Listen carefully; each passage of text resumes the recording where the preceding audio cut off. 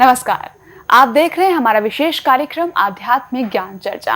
और आइए अब शुरुआत करते हैं कार्यक्रम की और जानते हैं विचार जगत गुरु तत्वदर्शी संत रामपाल जी महाराज बनाम पवित्र हिंदू धर्म के आदरणीय सर्वशीर्ष शंकराचार्यों के विचार। आइए अब जानते हैं शारदा द्वारका पीठ तथा ज्योतिर्मठ बद्रीनाथ पीठाधीश्वर शंकराचार्य स्वरूपानंद सरस्वती जी महाराज के विचार। श्रीमद् भगवत गीता का ज्ञान किसने बोला? ये भगवान श्री कृष्ण ने अर्जुन को सुनाया। आप जी पुराणों को भी सत्य मानते हैं? मानते हैं।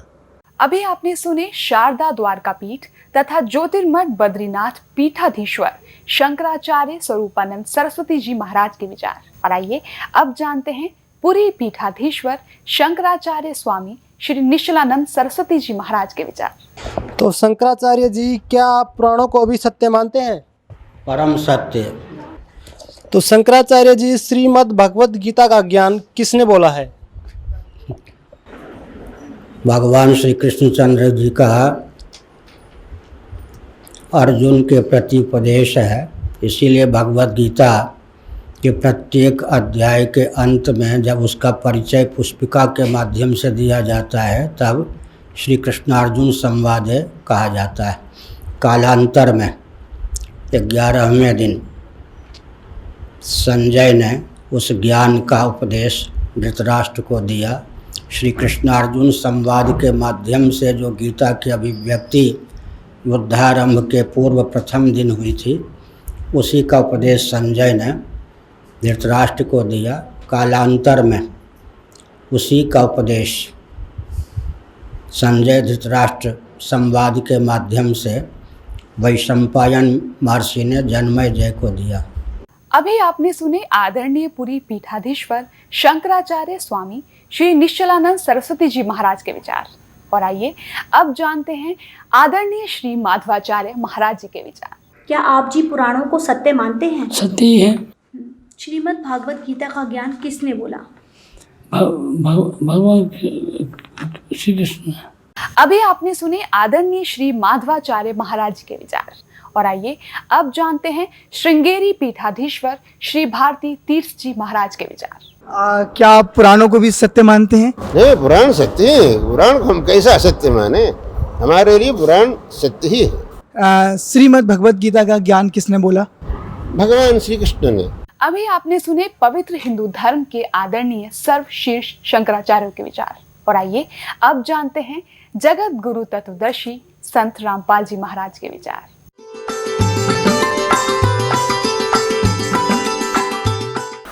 सतगुरुदेव की जय। बंदी छोड़ कबीर परमेश्वर जी की जय। बंदी छोड़ गरीबदास जी महाराज जी की जय। स्वामी राम देवानंद जी गुरु महाराज जी की जय हो। गरीब नमो नमो सतपुरुष को नमस्कार। गुरु की नहीं सुर नर मुनि जन साधुओं संतों सर्वस्दी नहीं। सतगुरु साहेब संत सब दंडोतम प्रणाम। आगे पीछे मध्य हुए तिनको जा कुर्बान। पुण्यात्मा, आप जी सुनते आए हो विशेषकर 2-3 वर्षों से कि सन 2012 में प्रलय होएगी। अब वो प्रलय का अर्थ कैसे लगाकर पेश करते हैं कि पृथ्वी पर सर्वनाश हो जाएगा। ये वो प्रलय नहीं होगी, ये अधर्म की प्रलय होगी। अधर्म का सर्वनाश होगा, अज्ञान की प्रलय होगी और ज्ञान का विकास होगा। ये वो प्रलय अब सन 2012 में होगी। परम पिता परमात्मा पूर्ण ब्रह्म सर्व सृष्टि रचनहार कबीर देव कबीर साहेब जी की असीम कृपा से आप पुण्यात्मा ये आध्यात्मिक संपूर्ण ज्ञान सुन रहे हैं।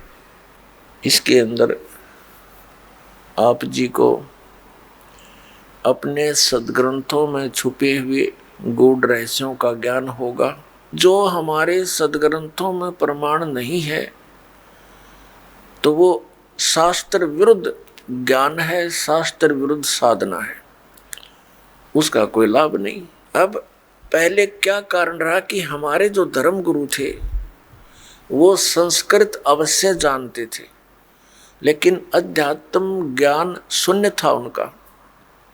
वे तत्व ज्ञानहीन थे और हैं अभी तक।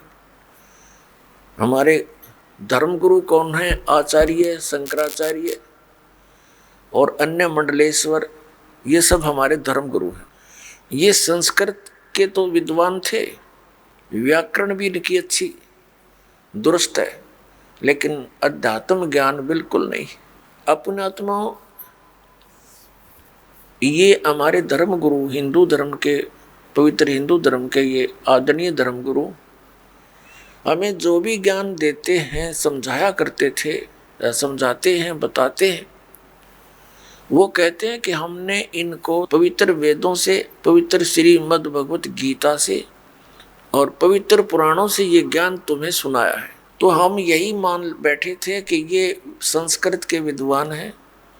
हमारे सभी सद्ग्रंथ संस्कृत में लिपिबद्ध हैं और ये जो ज्ञान दे रहे हैं वो बिल्कुल सही और शास्त्रों वाला ही है।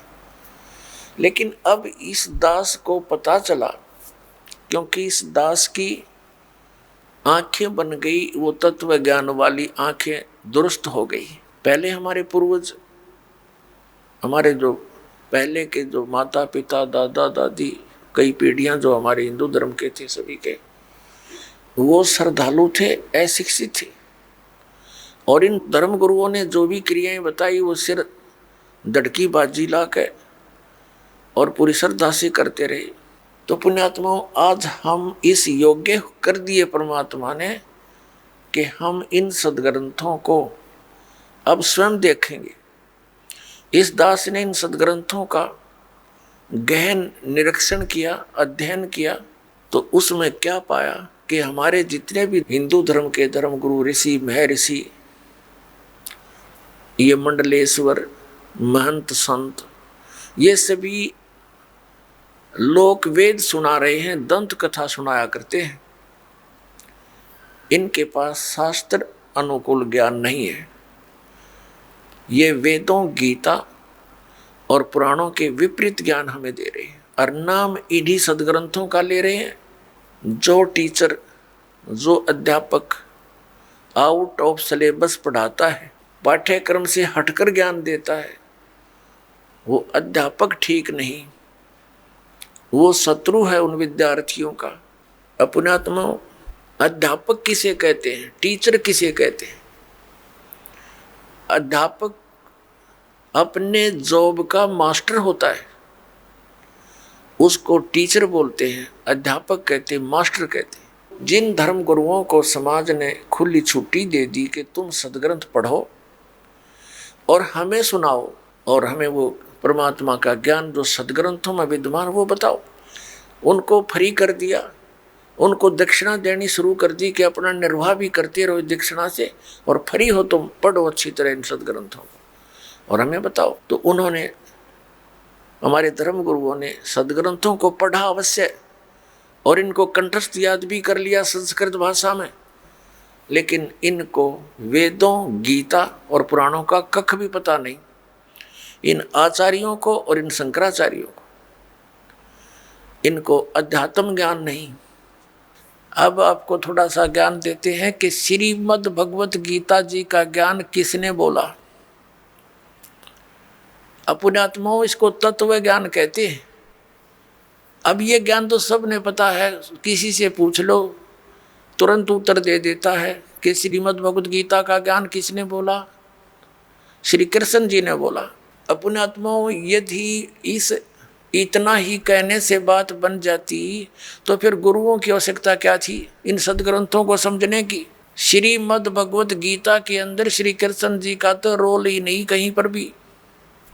अपने आत्माओं, ये वचन सुनोगे तो उठ पटांग लगेगी आपने, क्योंकि आप जी ने ऐसे गुरु मिले जिन्हें आज तक यो ज्ञान निर्णय करके बताया ही नहीं। श्रीमद् भगवत गीता का ज्ञान किसने दिया वो बताएंगे।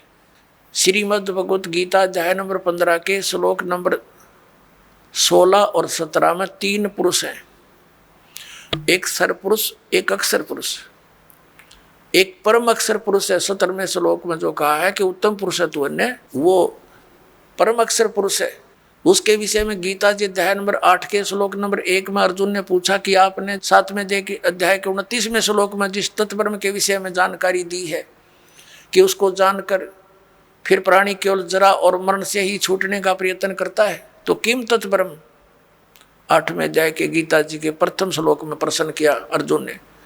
गीता ज्ञानदाता ने 8वें अध्याय के 3रे श्लोक में उत्तर दिया कि वो परम अक्षर ब्रह्म है। तो पुण्यात्माओं, ये सर्वपुरुष कौन है? ये स्वयं ब्रह्म है, ये काल है, ये गीता ज्ञान बोल रहा है। अक्षर पुरुष कौन है? जो 7 संघ ब्रह्मांड का स्वामी है, उसका यहाँ कोई रोल नहीं है। इसलिए हमारे इस अध्यात्म ज्ञान में इस पृथ्वी लोक पर विशेषकर 2 पुरुषों का, 2 भगवानों का रोल है। एक तो इस सर्वपुरुष यानी ब्रह्म का, जो श्री कृष्ण जी में प्रवेश करके गीता जी का ज्ञान बोल रहा है, जिसने ज्ञान बोला। और दूसरा परम अक्षर ब्रह्म है, जो उत्तम पुरुष तो अन्य परमात्मा इति उदाहरते, यह लोक चरमावि से विवर्ती अवे ईश्वर है। गीता जी अध्याय नंबर 15 के श्लोक नंबर 17 में। और 8वें अध्याय के 3रे श्लोक में गीता ज्ञानदाता स्वयं कहता है वो परम अक्षर ब्रह्म है। तो ये गीता ज्ञानदाता 8वें अध्याय के 13वें श्लोक में कहता है कि ओम इति एकाक्षरम ब्रह्म व्यवहारण माम अनुसमरण ये प्रयाति तजन देहम स याति परमागति। मुझ ब्रह्म का केवल एक ओम मंत्र है, और इसका जो उच्चारण करके श्रवण करता हुआ शरीर छोड़कर जाता है, ओम नाम से मिलने वाली जो परम गति उसको प्राप्त होता है। वो कौन सी है? ब्रह्मलोक। ओम नाम से ब्रह्म का है, ब्रह्मलोक में रहता है ब्रह्म, तो ब्रह्म प्राप्ति होती है। 8वें अध्याय के 16वें श्लोक में लिखा है कि ब्रह्मलोक पर्यंत भी जन्म मृत्यु के अंदर है। ये भी पूर्ण मोक्ष नहीं हुआ, क्योंकि ब्रह्मलोक में गए हुए प्राणी भी वापस आते हैं।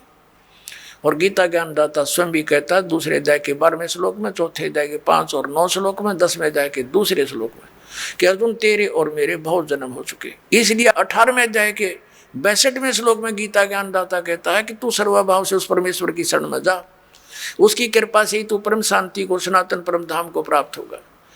गीता जी अध्याय नंबर 15 के श्लोक नंबर 4 में कहा कि जब तत्वदर्शी संत मिल जा, उसके बाद उस परमेश्वर के उस परम पद की खोज करनी चाहिए, जहाँ जाने के बाद साधक फिर लौटकर कभी संसार में नहीं आते। और जिस परमेश्वर ने सब ब्रह्मांडों की रचना की है, और केवल उसी की भक्ति करो, ये गीता ज्ञानदाता कहता है। तो इससे सिद्ध है कि श्रीमद् भगवत गीता का ज्ञान देने वाले से भी कोई और एक सुप्रीम पावर है। अब श्रीमद् भगवत गीता का ज्ञान कौन दे रहा है? जो ये कह रहा कि मेरा एक ओम नाम है, ओम नाम ब्रह्म का है। और ये ब्रह्म कौन है? ये काल है। इसने प्रतिज्ञा कर रखी है कि मैं कभी किसी के समक्ष नहीं आऊंगा, मेरे कर्म और जन्म अलौकिक है। गीता जी अध्याय नंबर 4 के श्लोक नंबर 9 में यह कहता है कि अर्जुन मेरे जन्म और कर्म दिव्य है, अलौकिक है। अब पुण्यात्माओं, अब हम आपको श्रीमद् भगवत गीता जी का ज्ञान किसने बोला, ये थोड़े से संक्षिप्त में सुनाएंगे। श्री कृष्ण जी का तो रोल ही नहीं है गीता जी के ज्ञान में। कैसे कि श्री कृष्ण जी युद्ध के पक्ष में नहीं थे इस महाभारत के युद्ध में, और 3 बार वो गए हैं शांति दूत बनकर, समझाने की चेष्टा की है कौरव और पांडवों को। लास्ट में यहाँ तक जब फैसला कर लिया कि भी एक तरफ मैं होऊंगा, एक तरफ मेरी सेना होगी, और मैं शस्त्र भी नहीं उठाऊंगा, प्रतिज्ञा कर ली। तो पुण्यात्माओं, जो महापुरुष ये कहता हो कि मैं हथियार भी नहीं उठाऊंगा, क्या फिर वो युद्ध की सलाह दे सकता है? नहीं। अब जब इसने देखा, किसने? इस काल भगवान ने। ये गीता जी अध्याय नंबर 7 के श्लोक नंबर 24 और 25 में स्पष्ट करता है कि मैं अपनी योग माया से छुपा रहता हूँ, मैं कभी किसी के समक्ष नहीं होता। ये मेरा अटल अनुतम, अवय अनुतम यानी घटिया अटल नियम है। इससे घटिया और क्या होगा? जो पिता अपने पुत्रों के सामने नहीं आता, उसमें कोई दोष है? तो इस प्रकार वो स्पष्ट करता है कि मैं अपनी योग माया से छुपा रहता हूँ, और मुझ अव्यक्तम व्यक्तिम आपन मनन्ते, मुझ अव्यक्त को, मैं तो अव्यक्त रहता हूँ और मुझे कृष्ण मान रहे हैं ये मूर्ख जन समुदाय। I am not Krishna, Gita ज्ञानदाता कहता है। अब ये इसके जन्म और कर्म कैसे अलौकिक है? ये छल करता है किसी को ब्रह्मा रूप में दर्शन दे देता है, किसी को विष्णु जी के रूप में दर्शन दे देता है, तो वो विष्णु जी की महिमा गाने लग जाता है कि विष्णु जी आप ही भगवान हो, आप छुपाए हुए हो अपने आप को। इस प्रकार इनको भ्रम हो जाता है।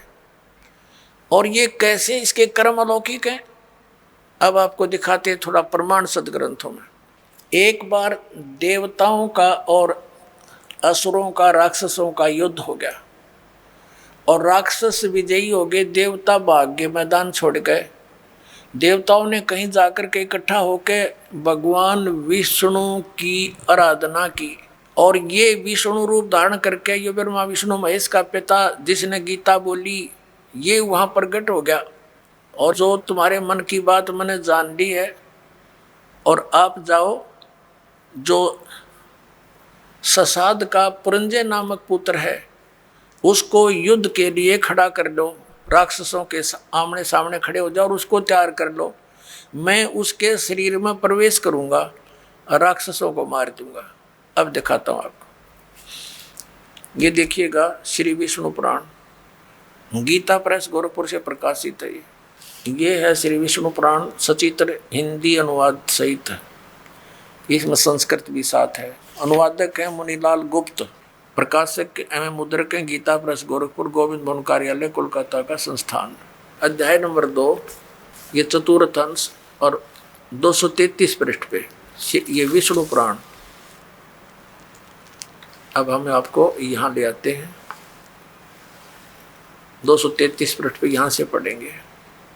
पूर्व काल में, त्रेता युग में एक बार अति भीषण देव असुर संग्राम हुआ, देवताओं और राक्षसों का। उसमें महाबलवान दैत्यगण से पराजित हुए देवताओं ने भगवान विष्णु की आराधना की। तब आदि अनंत शून्य अशेष जगत प्रतिपालक श्री नारायण ने देवताओं से प्रसन्न होकर कहा, आप लोगों का जो कुछ अभिष्ट है वह मैंने जान लिया है, तुम जो चाहते हो मैं समझ गया। उसके विषय में यह बात सुनिए। राज ऋषि ससाद का जो पुरंजय नामक पुत्र है, उस अक्षत्रिय श्रेष्ठ के शरीर में अंश मात्र से यानी कुछ समय के लिए स्वयं अवतीर्ण होकर उन संपूर्ण दैत्यों का नाश करूंगा। अतः तुम लोग पुरंजय को दैत्यों के वध के लिए तैयार करो। ठीक हो गया। अब इसने क्या किया, पुरंजय को खड़ा कर दिया, देवताओं ने समझा बुझा के, और राक्षस भी सामने हो गए। ये काल जो है उस पुरंजय के अंदर प्रवेश कर गया, क्योंकि ये 1000 भुजा का 1000 कला का मालिक है। ब्रह्मा विष्णु महेश ये 16 कला के मालिक हैं, तो इसमें शक्ति ज़्यादा, इसने उन सब राक्षसों को मार डाला। तो अब दूसरा उदाहरण देते हैं आपको। एक समय गंधर्वों का और नाग वंशियों का, नाग गोत्र के व्यक्तियों का आपस में युद्ध हो गया। तो गंधर्वों ने नागों को पराजित कर दिया और उनके सब धन लूट लिया। तो फिर नाग वंशियों ने यानी नाग गोत्र वाले व्यक्तियों ने इकट्ठे होकर भगवान विष्णु की आराधना की। फिर ये विष्णु रूप में काल प्रकट हो गया। इसने कहा कि आप जाओ और ऐसे ही कुछ को तैयार करो, उसके शरीर में प्रवेश करके मैं गंधर्व का नाश कर दूंगा। अब देखो प्रमाण, ये है अध्याय नंबर 3 और चतुर्थ अंश श्री विष्णु पुराण, पृष्ठ 242 पे, यहाँ नीचे आइएगा। तीसरा अध्याय। पूर्व काल में रसातल में मोने नामक 6 करोड़ गंधर्व रहते थे। उन्होंने समस्त नाग कुल के प्रधान रतन और अधिकार छीन लिए थे। गंधर्वों के पराक्रम से अपमानित उन नागेश्वरों द्वारा स्तुति किए जाने पर उसके श्रवण करने से जिनकी विकसित कमल सदृश आँखें खुल गई हैं, निंद्रा के अंत में जागे हुए उन जलशाही भगवान सर्वदेवेश्वर को प्रणाम कर उनसे नाग गुणों ने कहा, भगवान इन गंधर्वों से उत्पन्न हुआ हमारा भय किस प्रकार शांत हो। तब आदि अनंत रहित भगवान पुरुषोत्तम ने कहा, युवनासव के पुत्र मानधाता का जो यह प्रकुत्स नामक पुत्र है, उसमें प्रविष्ट होकर मैं स्पष्ट कर दिया, प्रविष्ट होकर उसमें प्रवेश करके मैं उन संपूर्ण दुष्ट गंधर्वों का नाश कर दूंगा। हो गया स्पष्ट। अब इसके कर्म अलौकिक ऐसे हैं, ये कहता मेरे कर्म दिव्य हैं। इसी प्रकार इसने श्री कृष्ण जी में प्रवेश करके गीता का ज्ञान वेदों वाला प्लस में अपनी युद्ध कराने की जो अटकलबाजी, ये श्रीमद् भगवत गीता नाम से 18 अध्याय इसने बोले और आखिर में डरा धमका के विराट रूप दिखा कर भयंकर रूप दिखाकर जिसको देख करके अर्जुन कांपन लग गया, अर्जुन जैसा योद्धा, और लास्ट में डरते ने हाँ भर ली अर्जुन ने कि उसने सोच लिया कि इसका उद्देश्य युद्ध करवाना है और यदि मैं ना कर दूंगा और इसने फिर एक बार वो विराट रूप दिखा दिया मेरा हार्ट अटैक हो जाएगा। इसलिए इसने अपनी भलाई समझी कि मरना तो मैंने है ही, युद्ध करूंगा वहाँ भी मारा जा सकता हूँ, और जब इसने फिर विराट रूप दिखा दिया फिर भी मारा जा सकता हूँ। और भगवान के इरादे से वो परिचित हो गया था कि ये युद्ध चाहता है, तो इसने कह दिया कि हाँ जी मैं आप सब समझ गया हूँ, आप जो कहना चाहते हो मैं युद्ध कर लूँगा। नहीं, श्री कृष्ण युद्ध करवावे, जब पहले वो मना कर रहा था कि नहीं आप युद्ध मत करो नाश हो जाएगा। और फिर ये क्या कहते हैं हमारे धर्मगुरु कि अर्जुन अक्षत्रिय धर्म का पालन नहीं कर रहा था इसलिए भगवान ने उसको प्रेरित किया। अरे श्री कृष्ण स्वयं अक्षत्रिय था, और जब काल्यवन ने चढ़ाई करी मथुरा के ऊपर स्वयं भगवान युद्ध मैदान छोड़कर भाग गए थे, जिस कारण से उनको रणछोड़ भगवान कहा जाता है। तो उन्होंने उस समय भी अपने क्षत्रिय धर्म का पालन त्याग दिया कि जिस कारण से अनर्थ टल जावे, नाश ना होए। तो क्या वो व्यक्ति फिर अक्षत्रिय धर्म के पालन करने के लिए इसे नाश करने की सलाह दे सकता है? तो पुण्यात्माओं, अब हमने इन सदग्रंथों से स्वयं परिचित होना है। ठीक है, इन्होंने जितना ज्ञान दिया वो इनके सत्र का इनके पास रहे। अब हम सदग्रंथों के अनुसार साधना करेंगे और ज्ञान ग्रहण करेंगे। अब आपको दिखाते हैं कि श्री कृष्ण जी को तो पता नहीं मैंने क्या बोला था गीता जी में, अभी दिखाता हूँ। अपनात्माओं, महाभारत का युद्ध हो लिया, कौरवों का नाश हो गया, पांडव राजगद्दी पर विराजमान हो गए। उसमें श्री कृष्ण के अंदर से काल निकल गया, ओनली श्री कृष्ण विद्यमान था, प्रेजेंट था। एक दिन श्री कृष्ण जी ने कहा कि अब मैं वापस जाता हूँ द्वारका को और तुम अपना राज करो। अर्जुन ने कहा कि भगवान आप हमें कुछ सत्संग अध्यात्म ज्ञान सुना कर जाओ, क्योंकि आप हमारे गुरु हो, एक सत्संग करके जाइयो। और अर्जुन ने कहा भगवान, जब श्रोतागण सामने बैठे थे, अर्जुन और कृष्ण वहाँ पर टहल रहे थे, सत्संग का समय के इंतजार कर रहे थे, श्रद्धालु आ रहे थे।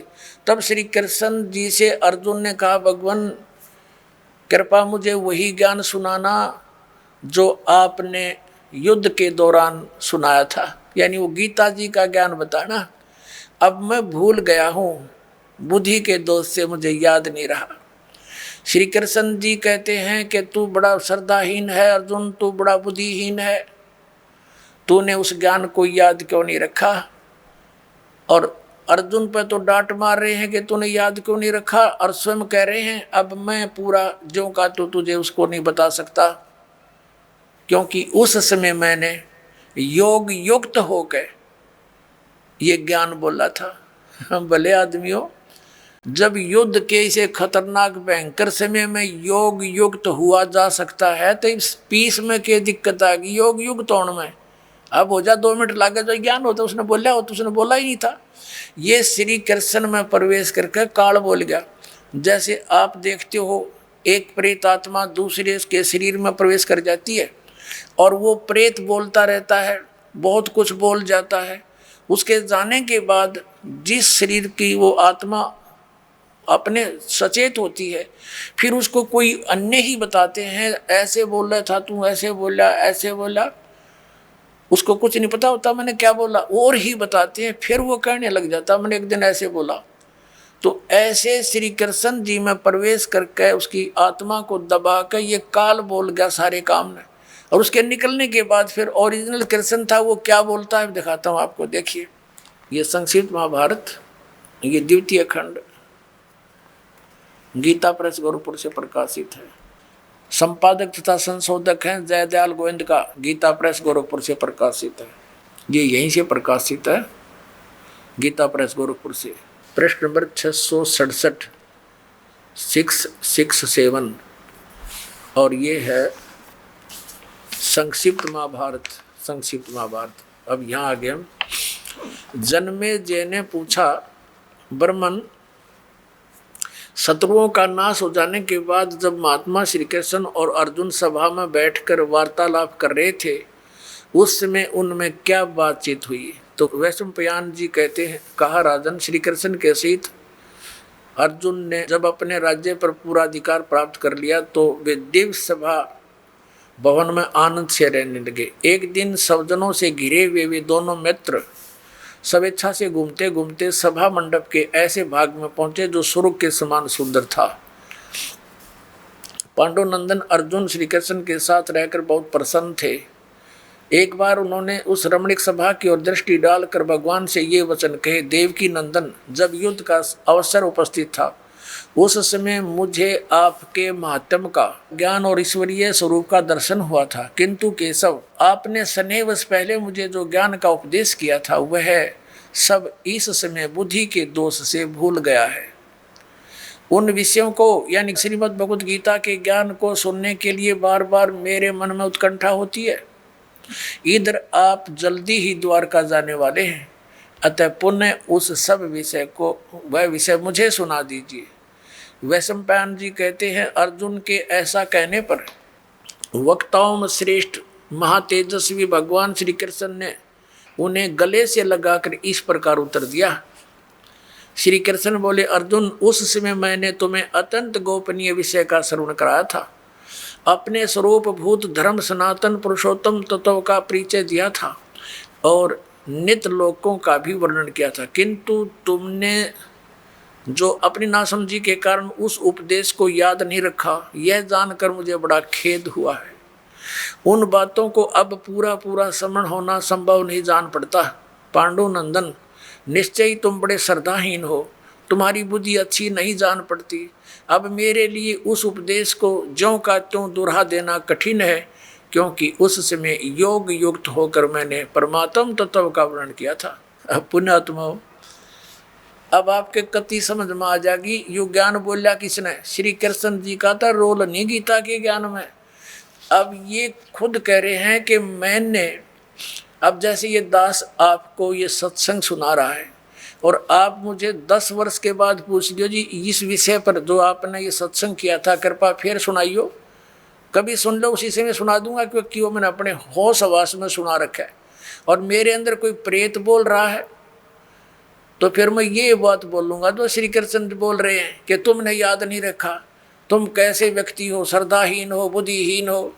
अरे भले आदमियों, ये दास सत्संग करेगा और प्रथम बार जो श्रोता इस सत्संग को सुनेगा 20% याद रहता उसको, और मैं फिर डांट मारूं कि तुमने याद क्यों नहीं रखा, तो इसका इससे सिद्ध है कि खिसियानी बिल्ली खंबा नोच रही है। यानी उसको ज्ञान नहीं खुद को, और उसको धमका रहा है कि तूने याद क्यों नहीं रखा। अब तो आपको क्या हो गया, जब ऐसे भयंकर युद्ध के समय में आदमी योग युक्त हो सकता है, तो शांत है, सब तरह से बिल्कुल पीस ऑफ माइंड है, आराम से योग युक्त हो सकते हैं। भाव कहने का ये पुण्यात्माओं, श्री कृष्ण जी का तो रोल ही नहीं था गीता के ज्ञान देने में। अब श्रीमद् भगवद गीता का ज्ञान दिया किसने है? ये काल ने दिया। गीता जी अध्याय नंबर 11 के श्लोक नंबर 32 में स्वयं कहता है कि अर्जुन, मैं काल हूँ और देख तेरे सामने ये मेरा वास्तविक रूप है, और इस रूप का यानी जो मैंने अब तुझे ये रूप दिखा है, इस रूप का पहले ना तो किसी ने पहले दर्शन हुआ, ना आगे कोई कर सकता। ये तेरे ऊपर रहम करके मैंने ये अपना विराट रूप दिखा। पुण्यात्माओं, यदि श्री कृष्ण जी बोल रहे होते गीता, तो ये शब्द नहीं कहते कि ये मेरा विराट रूप पहले किसी ने नहीं देखा, क्योंकि श्री कृष्ण जी तो अपना विराट रूप कौरवों की सभा में दिखा चुके थे। उस विराट में दिन रात का अंतर है।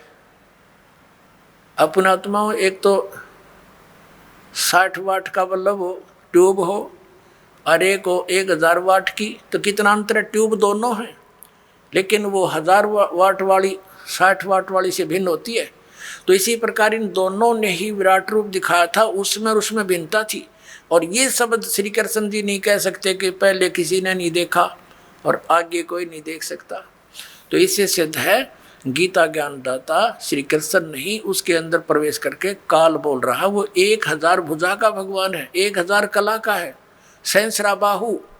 11वें अध्याय के 21वें श्लोक में अर्जुन कहता है कि हे सहस्रा बाहु, हे 1000 भुजा वाले भगवान, अपने उसी चतुर्भुज रूप में आ जाओ।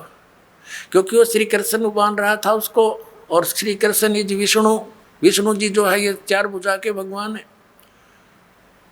अब इस दास की नजरों से आपको पता चलेगा कि श्रीमद् भगवद गीता का ज्ञान किसने बोला। और अन्य प्रमाण एक ये है कि श्री कृष्ण तो अर्जुन के साले थे। श्री कृष्ण की बहन अर्जुन को ब्याही थी सुभद्रा जी, अपने साले को पहचानने से भूल गया। वो श्री कृष्ण नहीं था, वो श्री कृष्ण से बाहर निकल कर वो काल देख रहा था, ऐसे भयंकर रूप दिखाया, और श्री कृष्ण अलग खड़े हैं, ओझल हो गए उसके प्रकाश में, तेज में। तब अर्जुन पूछता है, हे महानुभाव आप कौन हो, मैं आपको नहीं पहचानता। तो क्या श्री कृष्ण थे वह? और भी ढेर सारे प्रमाण हैं कि श्री कृष्ण जी ने गीता का ज्ञान नहीं कहा। श्री कृष्ण जी ने पहले कभी काल नहीं कहा अपने आप को, बाद में कभी काल नहीं कहा। श्री कृष्ण जी के पास तो ये जितनी गौवें थी, ग्वाल बाल थे, गोपियाँ थी, सब आकर के प्यार पाते थे, उसकी तरफ देखते रहते थे, निहारते रहते थे। क्या वो काल हो सकते हैं? तो पुण्यात्माओं, श्रीमद् भगवद गीता का ज्ञान इस सर्वपुरुष ब्रह्म ने दिया, जो ब्रह्मा विष्णु महेश का पिता है, और इसी को हमारे धर्मगुरु परम ब्रह्म बोलते हैं। इस काल को कि ये मूर्ति रहित है, ये आकार में आया तो सदाशिव बन गया। अभी आपने सुने जगत गुरु तत्वदर्शी संत रामपाल जी महाराज के विचार, और आइए अब जानते हैं शारदा द्वारका पीठ तथा ज्योतिर्मठ बद्रीनाथ पीठाधीश्वर शंकराचार्य स्वरूपानंद सरस्वती जी महाराज के विचार। गीतानुसार तीर्थ, व्रत, तर्पण एवं श्राद्ध निकालने से क्या लाभ होता है? ये सब के सब मनुष्य के मन की संकीर्णता को दूर करने वाले हैं। अगर आप अपने भोजन में से कुछ अन्य प्राणियों को भी दे रहे हैं, अतिथि का सत्कार कर रहे हैं, तो ये आपके हृदय की संकीर्णता को दूर करने वाला है। अभी आपने सुने शारदा द्वारका पीठ तथा ज्योतिर्मठ बद्रीनाथ पीठाधीश्वर शंकराचार्य स्वरूपानंद सरस्वती जी महाराज के विचार, और आइए अब जानते हैं पुरी पीठाधीश्वर शंकराचार्य स्वामी श्री निश्चलानंद सरस्वती जी महाराज के विचार। तो शंकराचार्य जी गीता के अनुसार तीर्थ, व्रत, तर्पण एवं श्राद्ध निकालने से क्या लाभ है? यह शास्त्र विधि मुत्सृज्य वर्तते कामकारता न सिद्धिमवाप्नोति न सुखम न पराम गतिम। भगवान श्री कृष्णचंद्र का यह वचन है। गीता तो शास्त्र की ओर संकेत करती है। विवाह पद्धति गीता में थोड़े है, यज्ञ पद्धति थोड़े है, श्राद्ध पद्धति थोड़े है। गीता संकेत करती है कि मनवादी स्मृतियों को, वेदादि शास्त्रों को प्रमाण मानकर अपने कर्तव्य का निश्चय करना चाहिए। ठीक है, तो श्राद्ध का समर्थन है, तर्पण का समर्थन है। पहले अध्याय में ही अर्जुन ने चिंता व्यक्त की है कि कहीं पिंडोदक क्रिया लुप्त न हो जाए। और भगवान श्री कृष्ण ने स्वर्ग का वर्णन किया है। क्षीणे पुण्य मर्त्यलोकम विशंति ऊर्ध्वम गच्छन्ति सत्वस्थाः। इसलिए गीता को श्राद्ध, तर्पण, जो कुछ शास्त्र सम्मत विधा है सब मान्य है। गीता के नाम पर हम श्राद्ध, तर्पण इत्यादि का निराकरण नहीं कर सकते। अभी आपने सुने आदरणीय पुरी पीठाधीश्वर शंकराचार्य स्वामी श्री निश्चलानंद सरस्वती जी महाराज के विचार, और आइए अब जानते हैं आदरणीय श्री माधवाचार्य महाराज जी के विचार। तीर्थ, व्रत, तर्पण एवं श्राद्ध निकालने से कोई लाभ है या फिर नहीं गीता के अनुसार? बहुत बड़ा लाभ है। तीर्थ करेंगे तो तो पापों को क्षय होगा। तर्पण श्राद्ध करेंगे तो पितरों का उद्धार होगा, तो उससे लाभ है। अभी आपने सुने आदरणीय श्री माधवाचार्य महाराज के विचार, और आइए अब जानते हैं श्रृंगेरी पीठाधीश्वर श्री भारती तीर्थ जी महाराज के विचार। तीर्थ, व्रत, तर्पण एवं श्राद्ध निकालने से क्या लाभ है? वो तो शास्त्र के कहे गए कर्म हैं, इसलिए शास्त्रोक्त कर्मों का आचरण से मनुष्य को उत्तम गति प्राप्त होती है। अभी आपने सुने पवित्र हिंदू धर्म के आदरणीय सर्वशीर्ष शंकराचार्य के विचार, और आइए अब जानते हैं जगत गुरु तत्वदर्शी संत रामपाल जी महाराज के विचार।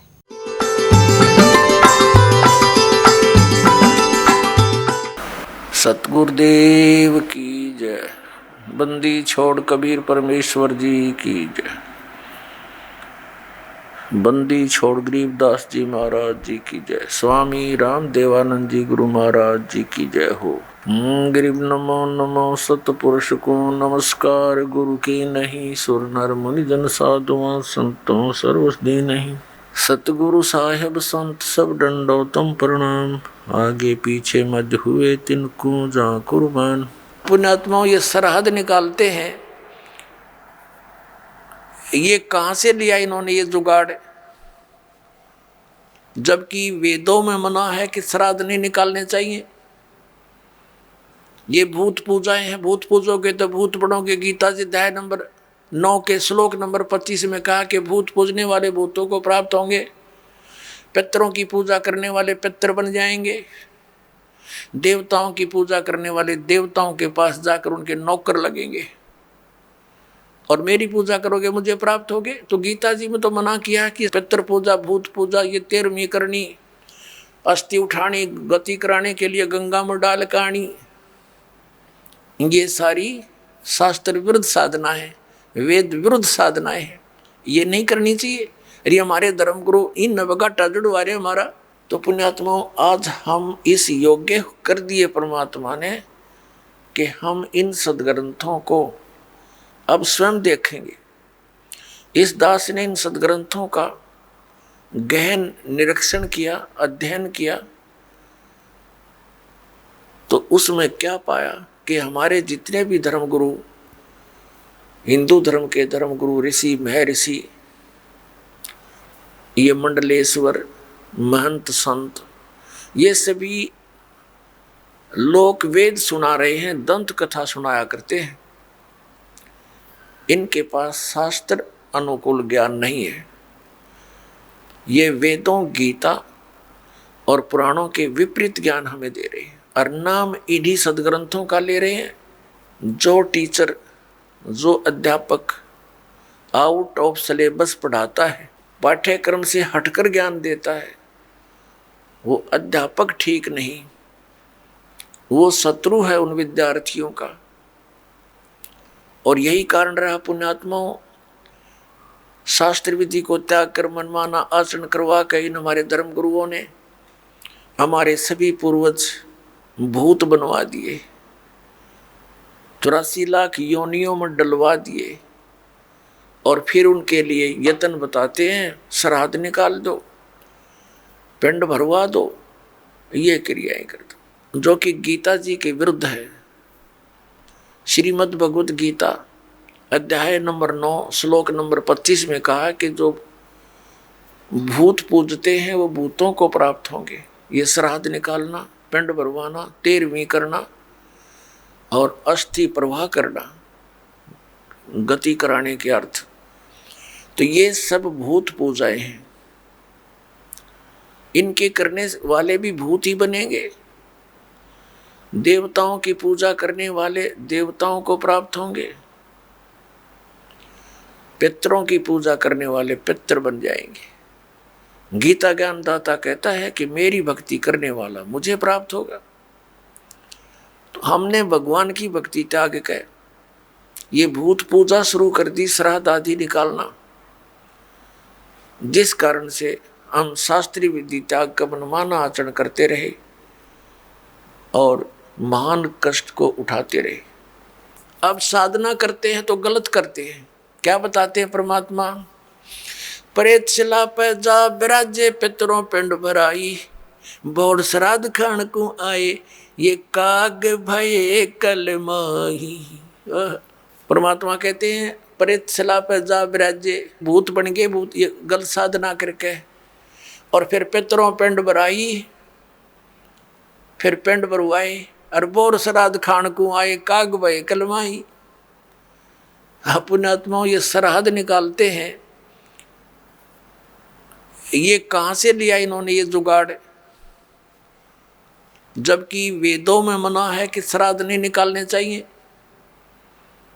ये भूत पूजाएं हैं, भूत पूजोगे तो भूत बनोगे। गीता जी अध्याय नंबर 9 के श्लोक नंबर 25 में कहा कि भूत पूजने वाले भूतों को प्राप्त होंगे, पितरों की पूजा करने वाले पितर बन जाएंगे, देवताओं की पूजा करने वाले देवताओं के पास जाकर उनके नौकर लगेंगे, और मेरी पूजा करोगे मुझे प्राप्त होगे। तो गीता जी में तो मना किया कि पितर पूजा भूत पूजा ये 13वीं करनी, अस्थि उठानी, गति कराने के लिए गंगा में डाल कानी, ये सारी शास्त्र विरुद्ध साधना है, वेद विरुद्ध साधनाएं हैं, ये नहीं करनी चाहिए। अरे हमारे धर्म गुरु इन नवगाटा जुड़वा रहे हमारा कि श्राद्ध निकालो, 13वीं करो। अपना आत्मा परमात्मा कहा करते रे भोड़ी सी दुनिया सत्य गुरु बिन कैसे सरिया, रे भोड़ी सी दुनिया सत्य गुरु बिन कैसे सरिया। अपने लला के बाल उतरवावे देख के चीना लग जइया। एक बुढ़िया लेकर जागी अपने पोते या पोती ने, कहाँ गुड़गांव में आड़ी पे अपने इष्ट धाम पर ले जाते हैं जहाँ पर भी, और वहाँ नाई बैठा होता है, और अज्ञानी धर्म गुरुओं ने हमारे को ये सलाह दे रखी है कि पहले बाल बच्चे के अपने माता के ऊपर उतरवाने चाहिए इष्ट धाम पे। अब वह बुढ़िया जाती है पोता पोती ने लेकर साथ में पुत्र वधू, और वहाँ नाई बैठा होता है। उसको जा करके वह बुढ़िया कहती है कि रे नाई के भाई मेरे पोते के बाल काट दे। अब बाहर अगर 5 रुपया में काटता होगा ना नाई, उस इष्ट दाम पर 10 रुपये लेगा डबल। अब पता इसने मेरे बिना कोई काटनिया नहीं, इसके डबल तो लेगा। और फिर बुढ़िया न्यू कहेगी भाई काट दे जल्दी सी मोटे मोटे, और न्यू कहेगी अरे भाई नाई के ध्यान रखिए मेरे पोते का कच्चा सिर है, कदे इसका कैंची ना लाग जा, धीरे धीरे देख धीरे धीरे भाई। अब परमात्मा कहते हैं अपने लला के बाल उतरवावे, और इतनी चिंता कि कदे कैंची ना लग जइया।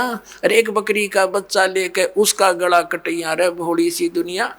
वो भी तो किसी का बच्चा था जो तो बलि चढ़ाने जा रही है, और अपने बच्चे का इतना दर्द कैंची भी ना छू जा।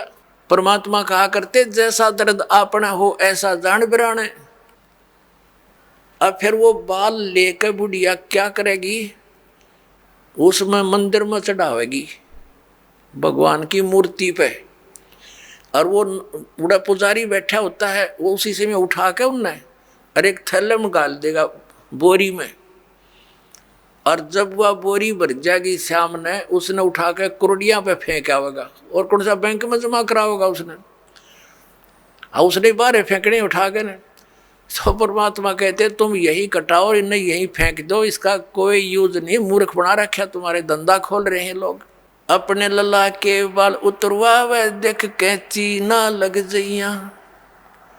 एक बकरी का बच्चा लेके उसका गला कटैया, रे भोड़ी सी दुनिया सत्य गुरु बिन कैसे सरिया, रे भोड़ी सी दुनिया सत्य गुरु बिन कैसे सरिया।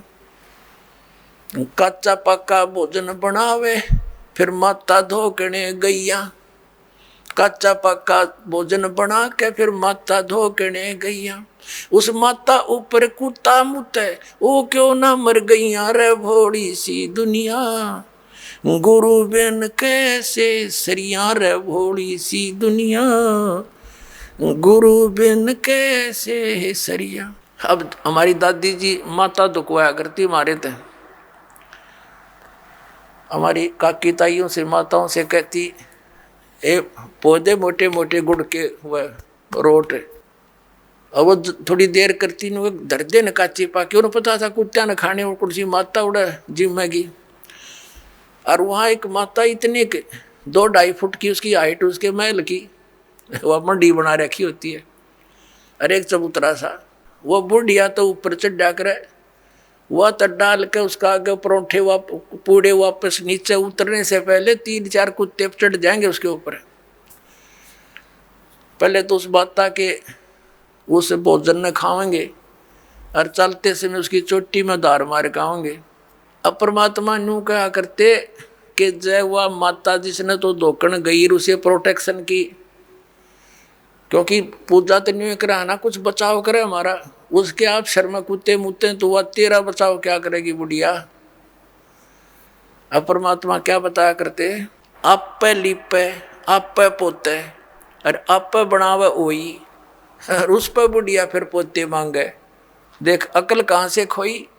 एक वही माता देखी हमने पूजती, एक औरत क्या चित्र बना लेती थी दीवार पर, आप पे बनाती और फिर उस कागज जोत जात ला के अर्नो कहे हे वही माता बहू के पोता दिए पुत्र दिए, दूध पूत में खैर रखिए हैं, इसलिए तेरी पूजा करूं। परमात्मा कहे आप पे तो वह माता बनाई, आप पे लिपे आप पे पोता आप पे बनावे ओई, और उस पर बुढ़िया पोते मांगे। देखा कलकड़े तक खोई तरह के जो भैया। परमात्मा क्या याद दिलाते हैं कि जाटी पूजे पीपल पूजे और सिर तुलसा के हो और दूध पूत में खैर रखिए, न्यो पूजो हो तो जांडी पूजे और पीपल में पानी चढ़ावे और फिर तुलसी माता ने पूजे, और उनको किस लिए पूज रही हूँ कि मेरे दूध पूत में खैर रखिए।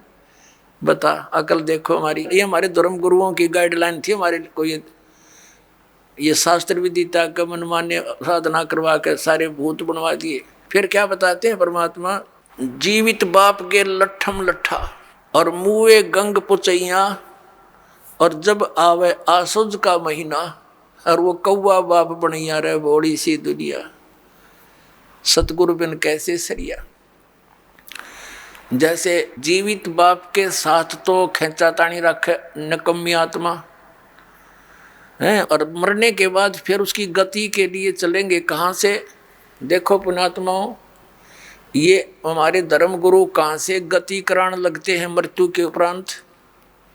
पहले तो यूँ कहेंगे कि अस्थि उठाओ और गंगा में प्रवाह कराओ, इसकी गति हो जाएगी। अच्छा क्या करते हैं, एक व्यक्ति नाम ना लेवा था, उसकी पत्नी ने नाम ले रखा था, और वो वैसे उसका अपनी पत्नी को मना नहीं करता था, ज्ञान से बहुत कुछ परिचित भी था, लेकिन उसके सामने एक बात आती कि मेरा पिताजी की मृत्यु होगी और मैं यदि गंगा में अस्थि नहीं डालकर आया तो फिर मेरी आत्मा नहीं मानेगी, तो मैं इसलिए नाम नहीं लूं। एक दिन वो बता रही थी उसकी पत्नी कि मेरे तायसरे की मृत्यु होगी, यानी उसके ताऊ की, और वो लेकर गए उसकी अस्थियों को गंगा घाट पे। वहाँ बैठे वो पांडे, और वहाँ इन्होंने अपने अक्षेत्र बांट रखे हैं कि ये मेरे अक्षेत्र का, ये मेरे अक्षेत्र का।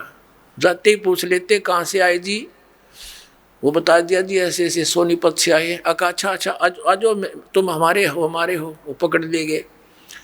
तो वहाँ जाकर उसने देखा खोल कर पिछला सारा इतिहास बता देते हैं। तो क्या बोले वह नो बोले यजमान इब कद बहुत जन्माए रे तेरा गजब भैयो। अब वो कह रही थी कि वो बतावा था उसका पति के मेरा माथा ठंड क्या किया, दुश्मन तेनो बाट देखा हम रोज मरा, नो क्या इब कद बहुत जन्माए गति कराण। तो वो कहने लगा उसके बाद मेरा वहाँ से मन हट गया कि वो तो हमारी सारा दिन जो है ना ये कुशोण मनावे हैं, अपने आत्माओं की गति करवा दी कि गंगा में अस्थि डलवा दी, होगी गति। फिर कहें 13वीं करो। 13वीं किस लिए कि गति कराने खातिर। अच्छा वह 13वीं भी कर दी। फिर कहें अब इसके सरहद निकालो पहले प्रत्येक महीने किया करते, फिर छठे महीने और बड़ा व्यवस्था करते थे, और फिर 1 वर्ष के बाद वो कंप्लीशन होता था, उसका समापन करते थे। 1 साल में पूरे वर्ष लगे रहते थे गतिकरण। और फिर क्या करते हैं, परमात्मा कहते हैं प्रेत शिला पैजा विराजे पितरों पिंड भराई, फिर पिंड भरवा दो, पितरों की मुक्ति हो जाएगी। और परमात्मा क्या कहते हैं, जीवित बाप के लट्ठम लट्ठा हर मुँहे गंग पुचैया, और जब आया आसोज का महीना कौआ बाप बनैया रे बोली सी दुनिया। अब फिर आगे श्राद्ध के समय आसोज का महीना, तो जिस तिथि को कोई घर का सदस्य मृत्यु को प्राप्त होता है तो हमारे धर्म गुरु वो तिथि नोट कर लेते हैं। आसोज के महीने में अमावस्या से लेकर पूर्णमासी तक उस किसी भी तिथि को मृत्यु होती है तो उस दिन विशेष कार्यक्रम करते हैं, श्राद्ध निकालते हैं। और सबसे पहले क्या करते हैं, वो बनाकर भोजन ऊपर रखते हैं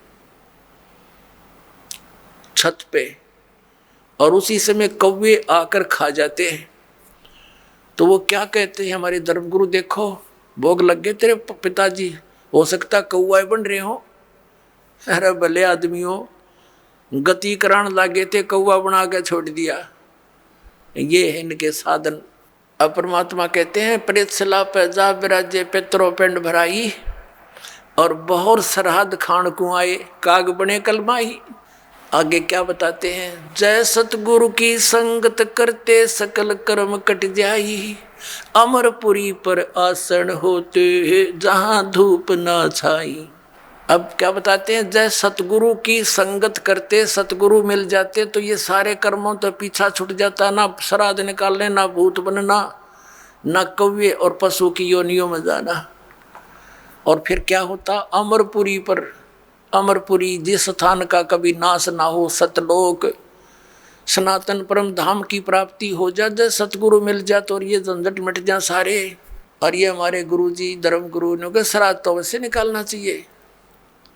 इन्हें तो हमारे कर्म बिगड़वाण का ठेका ले रखा था। पुण्यात्माओं, पवित्र हिंदू धर्म के जो सदग्रंथ हैं, पवित्र 4 वेद और पवित्र श्रीमद् भगवत गीता, और 5वां वेद जो परमात्मा कबीर जी की वाणी जो उनके मुख कमल से बोला गया, उसमें कंप्लीट ज्ञान है, सभी सदग्रंथों का सारांश है। वो तो इनके हाथ नहीं लगा, क्योंकि संस्कृत के ज्ञाताओं ने वो तो रिजेक्ट कर रखा था। कबीर साहब की वाणी तो एक अशिक्षित की वाणी है, इस करके वो हमारे तक नहीं आने दिया। तो इनमें जो पुराण हैं, ये पुराण क्या चीज है, गीता और वेद, 4 वेदों का सारांश श्रीमद् भगवत गीता। लेकिन श्रीमद् भगवत गीता में कुछ अटकल युद्ध कराने के लिए इस काल भगवान ने लगाई हैं, वो अलग से दिखाई देती है। और जो वेदों से मेल खाता वो गीता जी का ज्ञान खरा है, बिल्कुल सत्य है। तो हमने, क्योंकि वो वेद ज्ञान गॉड गिवन है, परमात्मा का दिया हुआ है, तो हमने परमात्मा के आदेश का पालन करना है। और पुराण क्या है, ये ब्रह्मा जी द्वारा दिया गया ज्ञान, ब्रह्मा जी से सुना, फिर कुछ अन्य ऋषियों ने किसी और से सुना हुआ ज्ञान, वो सब खिचड़ी बना के पुराण बना दी। अब वेदों में इन श्राद्ध आदि कर्म कांड का निषेध है, और गीता जी में निषेध 9वें अध्याय के 25वें श्लोक में स्पष्ट किया है, भूत पूजने वाले भूत बनेंगे। ये देखिएगा, श्रीमद् भगवत गीता, गीता प्रेस गोरखपुर से प्रकाशित है, जयदयाल गोविंद का इसके अनुवादक है। ये है अध्याय नंबर 9, श्रीमद् भगवत गीता, श्लोक नंबर 25। देवताओं को पूजने वाले देवताओं को प्राप्त होंगे, पितरों को पूजने वाले पितरों को प्राप्त होते हैं, और भूतों को पूजने वाले भूतों को प्राप्त होते हैं, और मेरा पूजन करने वाले मुझको ही प्राप्त होते हैं। अब ये श्राद्ध कितना आगे फिर, अब आपको दिखाते हैं झलक पुराणों में क्या लिखा है। एक मार्कंडेय पुराण है। एक रुचि नाम के ब्राह्मण थे, ऋषि। और उसने वेदों को समझा पढ़ा कि मनुष्य जीवन ये ज्ञानी आत्मा थे कि मनुष्य जीवन केवल मोक्ष प्राप्ति के लिए प्राप्त होता है। इसलिए उसने ना तो विवाह कराया, ब्रह्मचारी पद पर रहते हुए 40 वर्ष की उम्र हो गई थी और अपना जंगल में वन में रहता था, कोई मकान झोंपड़ी भी नहीं डाल रखी थी, ये सोच करके मोक्ष प्राप्ति करानी है और ना क्या संग्रह करना है, 2 दिन का जीवन है। अब वो वेदों अनुसार साधना कर रहा था रुचि ऋषि, और उसके जो पिताजी, दादाजी, परदादाजी, चौथा दादाजी वो मर चुके थे, वह भूत बन रहे थे और वो भी ऋषि थे, ब्राह्मण थे। उनने भी ये कर्म कांड करे और करवाए थे तो भूता बनेंगे वह। तो वो चारों दिखाई दिए और कहा, बेटा तूने विवाह क्यों नहीं करवाया? विवाह करवा के तुम हमारा श्राद्ध करता हैं और हमारी गति हो जाती। अब रुचि कहने लगा कि पितामहो, वेद में तो ये मना कर रखा है, ये श्राद्ध श्रुद्ध निकालना, ये कर्म कांड करना, ये तो मूर्खों का मार्ग है। और वो पितर भी कहते हैं, बेटा है तो ऐसा ही, इसमें कोई संदेह नहीं, मिथ्या नहीं है, सच्चाई है। लेकिन हमारा क्या होगा? अब तुम बाढ़ में जाओ, थारा क्या होगा? आप मरे, अरे पुत्र और मरवाने के लिए तैयार करे। या देखो मार्कंडेय पुराण, ये गीता प्रेस गोरखपुर से प्रकाशित है, ये गीता प्रेस गोरखपुर से प्रकाशित है। ये 242 पृष्ठ पे संक्षिप्त मार्कंडेय पुराण, रोच्य मुनि की उत्पत्ति कथा। मार्कंडेय जी कहते हैं कि ब्राह्मण, पूर्व काल की बात है, प्रजापति रुचि ममता और अहंकार से रहित इस पृथ्वी पर विचरते थे। उन्हें किसी से भय नहीं था, वे बहुत कम सोते थे। उन्होंने न तो अग्नि की स्थापना की थी, न अपने लिए घर ही बना रखा था। वे एक बार भोजन करते और बिना आश्रम के ही रहते थे। उन्हें सब प्रकार की आसक्तियों से रहित एवं मुनिवर्ती में रहते देख उनके पितरों ने उनसे कहा, ये देखिए, ये चारों आगे भूत बन रहे, ये देखो, ये रुचि ऋषि है, ये इनके पहले बने हुए वो पंडित जी सारे भूत पूज का भूत बन गए। अब ये दिख गए इसने सारे इकट्ठे। पितर बोले, बेटा विवाह स्वर्ग और अपवर्ग का हेतु होने के कारण एक पुण्यमय कार्य है। ये तो इन पितरों के वचन हैं, ये तो पितरों के वचन है जो अपनी सलाह दे रहे हैं। अब देखना, उसे तुमने क्यों नहीं किया? ग्रस्त पुरुष समस्त देवताओं, पितरों, ऋषियों और अतिथियों की पूजा करके पुण्यमय लोकों को प्राप्त करता है। वह सभा के उच्चारण से देवताओं को शब्द से पितरों को तथा अन्नदान, बलि, वैष्णदेव आदि से भूत आदि प्राणियों एवं अतिथियों को उनका भाग समर्पित करता है। बेटा, हम ऐसा मानते हैं कि गृहस्थ आश्रम को स्वीकार न करने पर तुम्हें इस जीवन में क्लेश पर क्लेश उठाना पड़ेगा तथा मृत्यु के बाद और दूसरे जन्म में भी क्लेश ही भोगना पड़ेगा। रुचि ने कहा, पितरगण, परिग्रह मात्र ही अत्यंत दुख एवं पाप का कारण होता है तथा उसे मनुष्य की अधोगति होती है, उससे मनुष्य की अधोगति होती है। यही सोचकर मैंने पहले से स्त्री संग्रह नहीं किया। अब यहाँ देखो, पितर बोले, बेटा जितेंद्रिय होकर आत्मा का प्रक्षालन करना उचित है, किंतु तुम जिस मार्ग पर चल रहे हो वह मोक्ष मार्ग है। बता, इसने तो घटिया मान रहे मोक्ष मार्ग ने कि तुम जो कर्म कर रहे हो, जिस मार्ग पर चले तो मोक्ष मार्ग है। अरे हम बतावांगे पितृवृंद का मार्ग। देखिए, रुचि ने पूछा, पितामहो, वेद में कर्म मार्ग को अविद्या कहा गया है, जो तुम सलाह दे रहे हो वो कर्म कांड, श्राद्ध श्रुद्ध निकालना, पितृ पूजना, वो तो मूर्खों का सलाह कही है।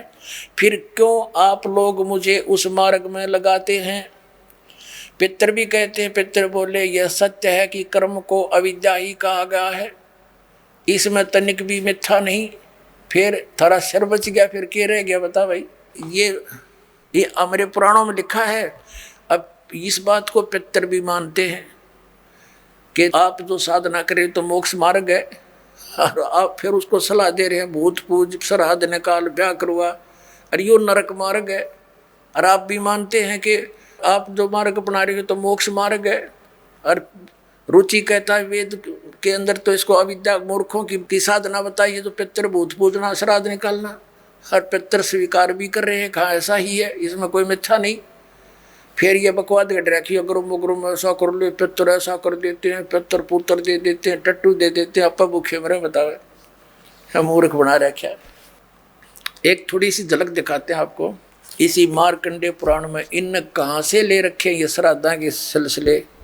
एक मंदालसा नाम की औरत थी, उसने अपने पुत्र को शिक्षा दी, और वह ये ले रहे हैं। देख मार्कंडेय पुराण के अंदर है, यही आपको सुना रहे हैं। ये 81 पृष्ठ से थोड़ा सा लेंगे। मंदालसा बोली महाराज, ये मंदालसा ज्ञान देती हुई आ रही है। ये 82 पृष्ठ पे संक्षिप्त मार्कंडेय पुराण, यहाँ देखिए। अब ये क्या सलाह दे रही है कि जो पितर देवलोक में हैं और जो त्रिक योनियों में ये पशु पक्षी बने हुए हैं, और जो मनुष्य योनियों में एवं भूत वर्ग में स्थित हैं, भूत बन रहे हैं, और वे पुण्यात्मा हों या पापात्मा, जब भूख प्यास से विकल होते हैं तो वे अपने कर्मों में लगा हुआ मनुष्य पिंड दान तथा जल दान के द्वारा उन्हें तृप्त करता है। इसी तरह वह देवताओं और अतिथियों को भी संतुष्ट रखता है। देवता, मनुष्य, पितर, भूत प्रेत, गुहक पक्षी, कृमि और कीट आदि भी मनुष्यों से ही जीविका चलाते हैं। अब ये क्या बता रही है कि चाहे तो वो जो पितर देवलोक में हैं, जो त्रिक योनियों में पड़े हैं, और जो मनुष्य योनियों में यानी भूत आदि पितर पैतर बन रहे हैं, वे पुण्यात्मा हों या पापात्मा, सब भूखे प्यासे मरते रहते हैं। तो वो टट्टू देवलोक में हुए, भूखे मरते प्यासे मरे। अब क्या बताते हैं आगे, ये देखिएगा संक्षिप्त मार्कंडेय पुराण 92 पृष्ठ पे। इनमें से जो नरक में निवास करते हैं, जो पशु पक्षी की योनियों में पड़े हैं, तथा जो भूत प्रेत आदि के रूप में स्थित हैं, उन सब को विधि पूर्वक श्राद्ध करने वाला यजमान तृप्त करता है। कैसे करता, सुनो। मनुष्य पृथ्वी पर जो अन्न बिखेरते हैं, उनसे पिशाच योनि में पड़े पितरों की तृप्ति होती है, जो जमीन पर दाने डाल देते हैं। बेटा, स्नान के वस्त्र से जो जल पृथ्वी पर टपकता है, उससे वृक्ष योनि में पड़े हुए पितर तृप्त होते हैं। जो रूख वृक्ष बन गए, उन का नाका जो वस्त्र ने छोड़ दिए ना, वो वृक्ष योनि में पड़े हुए तृप्त हो जाएंगे। अरे भले आदमियों, एक बार क्या था, परमात्मा कबीर जी काशी में गंगा घाट पर चले गए। गंगा का एक घाट बना हुआ है, वहाँ पर ये ब्राह्मण लोग सूर्य को यानी ऐसे सूर्य की तरफ मुँह करके गंगा से जल उठावें और वहीं डाल दें।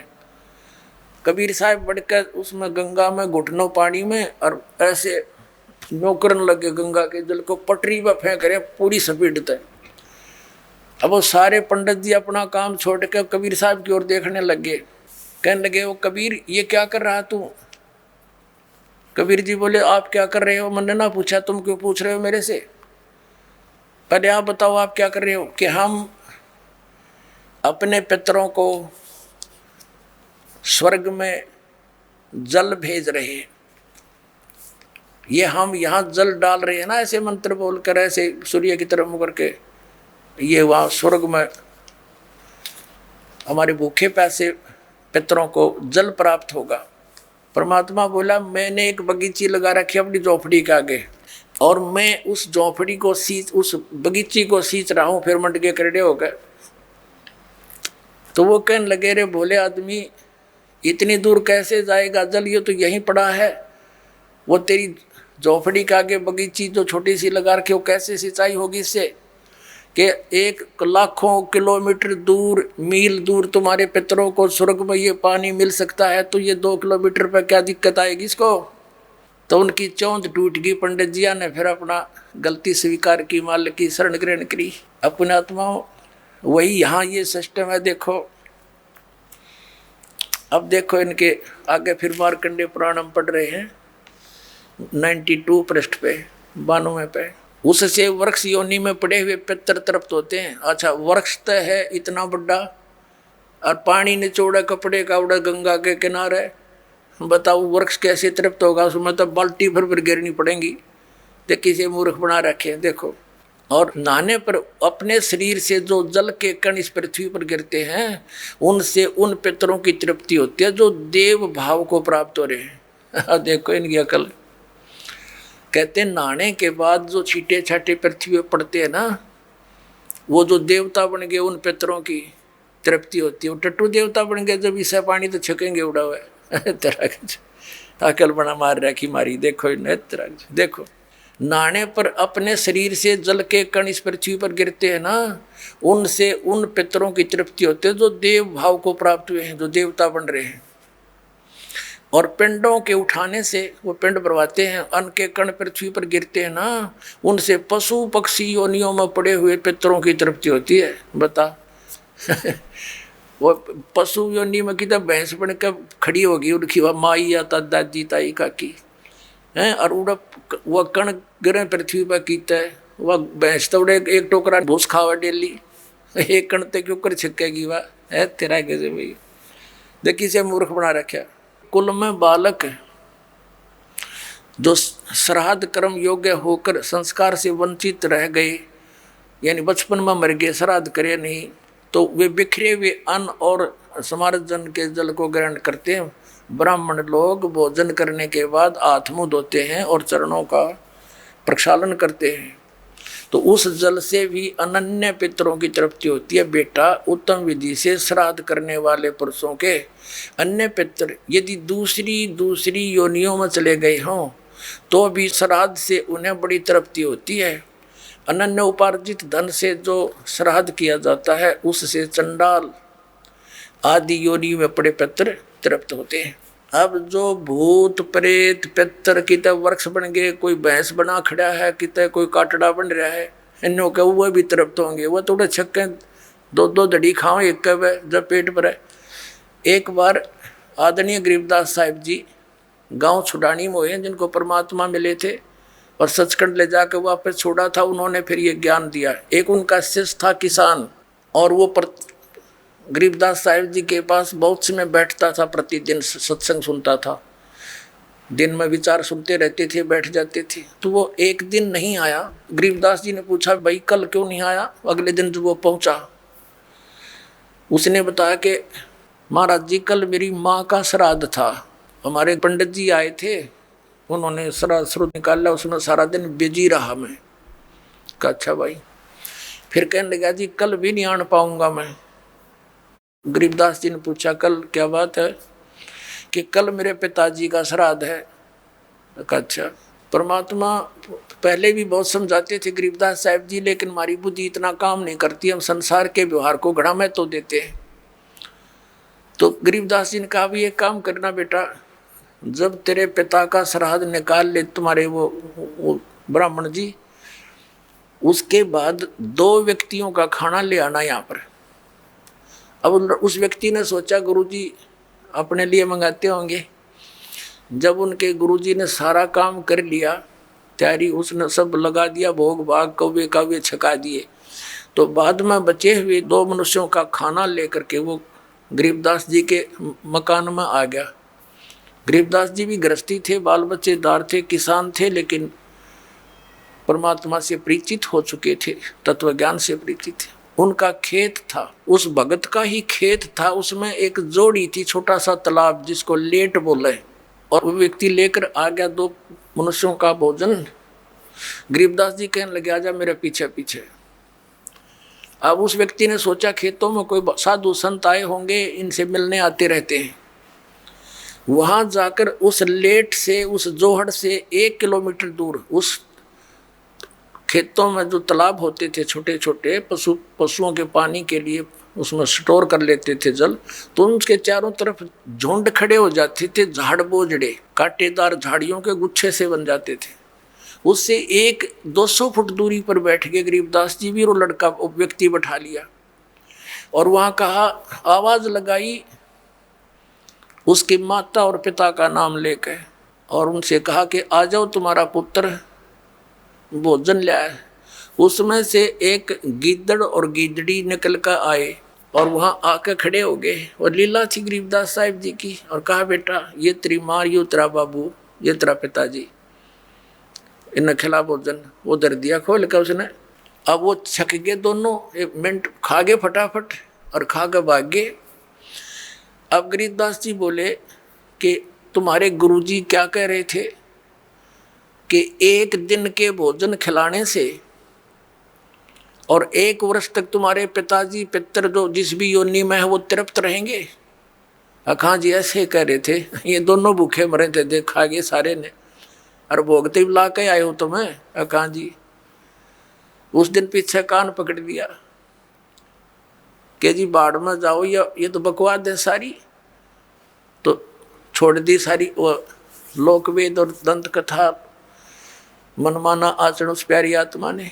तो पुण्यात्माओं, परमात्मा कहा करते थे कि तुम 1 दिन तो आहार करा देते हो, मान लीजिए तुम्हारी बात बड़ी करें, और तुम्हारे पिताजी या माताजी जब जीवित थे दिन में 2-2 बार तो पक्का रोटी खाते थे। अरे 300 तुम कहो 1 दिन के खाने से 364 दिन कोई ज़रूरत नहीं, ये कोई संभव बात है तुम्हारी? 1 दिन तुमने भोग लगा दिया, 364 दिन क्या खाएंगे वो? मान लीजिए तुम्हारे पिता काग बन गए, कौवे, तो रोज भोग ला दो उनका, 2 रोटी तोड़ के ऊपर रोज फेंक दो ताकि उनका पेट भरा रहे। तो 1 दिन ये फंड करने से कोई फायदा नहीं। कहने का भाव यह है कि वो तो जो बन चुके। अब पुण्यात्माओं, जब हम सत भक्ति करेंगे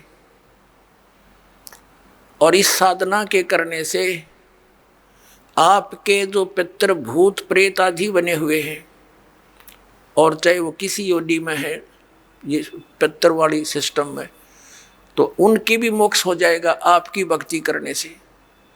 आप अपनी भक्ति करते रहो और समय आने पर ये सब आपके पितृ वगैरह भी इस साधना से ही इनकी मुक्ति हो जाएगी। अब क्या होता है, जैसे इन्हीं पुराणों में लिखा है कि 1000 ब्राह्मण भोजन कर रहे हों, जैसे इन्होंने पितरों की और भूतों की श्राद्ध की वो विधि बता रखी है। पितरों के लिए भोजन कराओ ब्राह्मणों को तो ऑड नंबर में हो, 1, 3, 7 यानी 5, 7 ऐसे हों, और बाकी इवन नंबर में हो, ऐसी संख्या में जमाने चाहिए।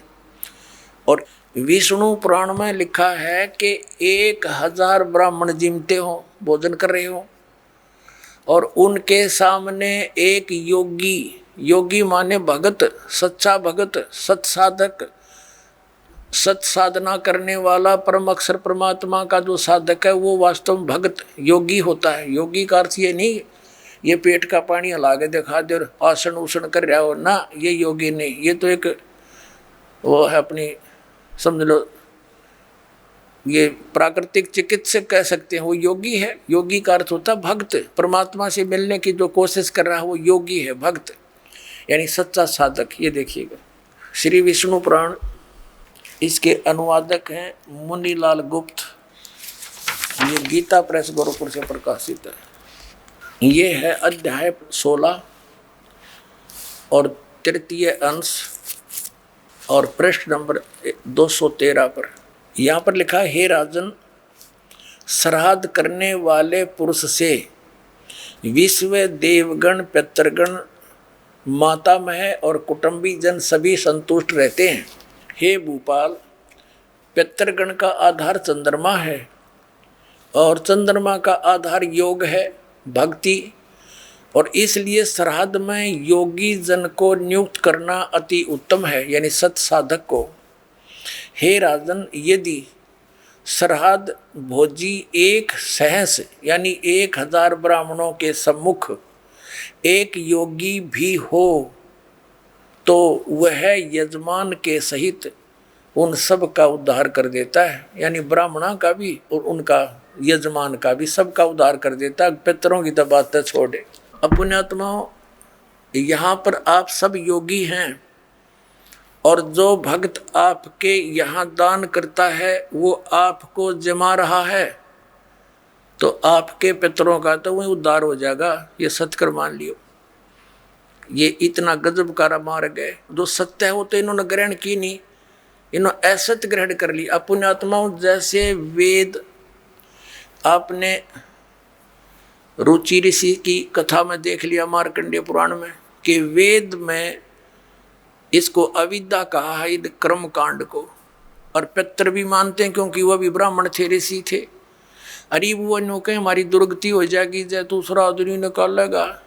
अब जैसे एक श्रद्धालु कहता है कि जैसे हमारे पिताजी दिखाई दे जा और वो कहें बेटा श्राद्ध निकाल दे, तो हम क्यों नहीं निकालेंगे? निकालना तो पड़ेगा। कोई बात है या?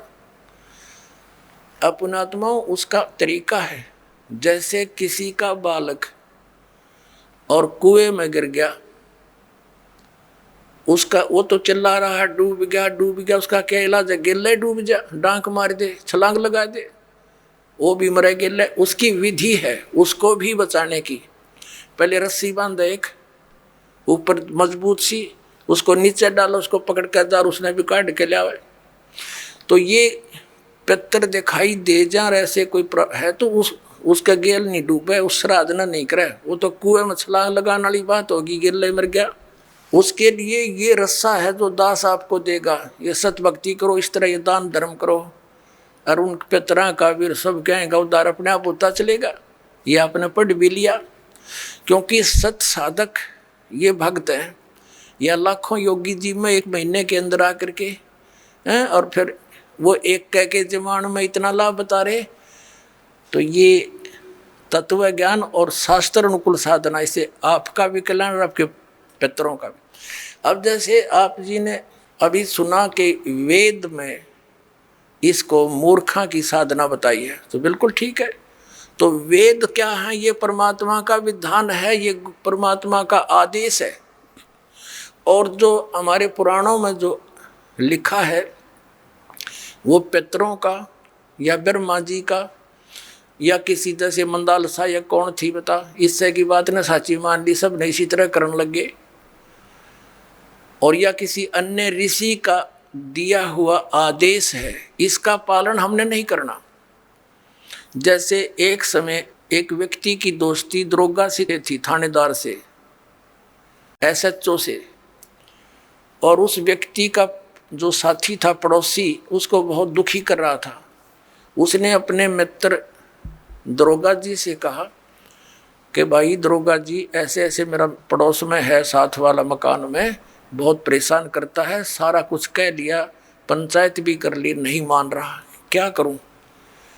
अब दरोगा जी ने कहा उसका मार लट सिर में, माफ देख लूंगा। दरोगा जी की के आदेश न लेकर उसकी आज्ञा का पालन कर दिया। उसने ये सोच कर आप संभाल लेगा, उस अपने पड़ोसी के साथ झगड़ा ठान लिया। लट्ठम लट्ठा हो गया, उसका सिर में लठ लग गया, वो मर गया पड़ोसी। अब वो SHO वहाँ का प्रभारी था, वो ले उसी को पकड़कर हवालात में दे दिया, सजाए मौत होगी उसकी। अब राजा का विधान था किसी का लठ मारेगा और मर गया तो उसकी सजा होगी मौत। और वो विधान तोड़ दिया उस व्यक्ति ने, अपने मित्र एक अधिकारी की आज्ञा का पालन कर लिया, जिससे राजा का विधान टूट गया, वो दंडित हुआ। इसी प्रकार इन पुराणों में लिखा हुआ जो आदेश है ये दरोगा जी का समझ लो इन पुराणों में। और वेदों में संविधान समझो भगवान का संविधान अगर तोड़ दिया इन दरोगा जी के कहने से, पुराणों के या इन नकली धर्म गुरुओं के कहने से, इन शास्त्र विरुद्ध साधना कराने वाले आचार्य और शंकराचार्यों के आदेश से हमने ये क्रिया कर ली, तो हम दंडित होंगे, हम पितर ही बनेंगे, यानी मौत की सजा मौत की मिलेगी। तो ऐसी गलती हम तो ना करें भाई, और करियो भी मत। एक जीवित उदाहरण दास आपको देता है। मेरे पूज्य गुरुदेव जी ब्राह्मण वर्ण में जन्मे थे। हरियाणा के अंदर जिला भिवानी चरखी दादरी के पास एक पैंतावास गांव है, बड़ा पैंतावास, वहाँ वो रहते थे। किसान का काम करते थे, वर्ण ब्राह्मण है। पुणात्माओं, ब्राह्मण कोई जाति विशेष नहीं। दास बहुत बार कहता है कि देखो ब्राह्मण बिदक जा कि ब्राह्मणों के विषय में कह रहे नहीं। और वो खेतों में, मेरे जो गुरुदेव थे ब्राह्मण वर्ण में जन्म था उनका, खेतों में गौवें चरा रहे थे अपने खेतों में। उसके पास पहले जंगल बहुत होते थे, वन बहुत होते थे। एक दिन उनकी भेंट हमारे दादा गुरुजी से होगी, यानी एक संत से। वो उससे प्रेरणा पाकर के घर से खिसकने की सोची और गुरुदेव का एड्रेस पूछ लिया। सब ज्ञान से परिचित होकर खेतों में शाम के समय गौवें चरा रहे थे और भी कुछ साथी पाली गवाले थे। तो उनको ये कह कर के मैं फ्रेश होकर आता हूँ, मैं देर हो जा तो तुम पशुओं ले चलना, मैं आप आ जाऊँगा। वो जंगल में चले गए गहरे। पालियों ने वो अपने गौवें गांव में ले आए। अब वो सामने काफ़ी देर होगी जब नहीं आए। उनका बचपन का नाम, गांव का नाम हरिद्वारी था, पंडित हरिद्वारी। और फिर उन्होंने अपना नाम बदल लिया था, कोई पहचान ना ले, घर से निकल गए थे वो। तो उन्होंने क्या किया, अपने कपड़े जो पहन रखे थे वो उतार दिए। 2 जोड़ी कपड़े लेकर गए घर से, उस दिन एक अलग से ले गए थे, किसी को दिखाया नहीं। वो जो पहन रखे थे वो कपड़े पाड़ पूड़ के, और कोई किसी हिंसक पशु ने, कोई पशु खा रखा था, कोई मृग वगैरह, किसी शेर ने, वो उन्होंने दिन में देख लिया था। उसके ऊपर घेर के कपड़े और निकल गए, रातों रात हरिद्वार पहुंच गए। अब घर वालों ने इंतजार की, 1-2 घंटा, फिर पूछा उन पालियों से, हरिद्वारी नहीं आया। वो कहने लगे वो यूँ कह रहा था मैं फ्रेश होकर आऊँ हूँ, तुम चलो। उन बच्चों को साथ लेकर गए, बताया कहाँ से प्रवेश हुआ था, किधर गया था। जाकर ऐसी पहले टॉर्च होती नहीं थी, लालटेन दीपक से ले रखे हाथों में गए, देखा रहे यूँ तो बच्चा खा रखा है, ओहो ये तो किसी हिंसक पशु ने खा लिया, रहे मर गया। अंधे हो गए, रोने लग गए दूर तय। अंधेरा सा था, वो आड़ जो पशु के हुए और कपड़े इकट्ठे करके रात ने दाग दे दिया, अग मर गया। फिर उसकी 13वीं शुरू हुई। पहले तो आए महीने का लठ गड्ढा करता है, वो आए महीना ब्राह्मण जी में करते। अब वो ब्राह्मण न्यारे हैं जो कर्मकांड करने वाले, तो वो सारा काम कर दिया। वर्षी भी बना मनु दी, और फिर हो गए श्राद्ध शुरू हैं कि थारा बे औलादा मर गया, निसंतान मरा हुआ है और इसकी अच्छी सेवा करनी चाहिए, नहीं तो क्योंकि तुम इनका हक खा रहे हो। जमीन थी इनके नाम, और वो बन रहे भक्त, संत बन गए, दुनिया का उद्धार करें।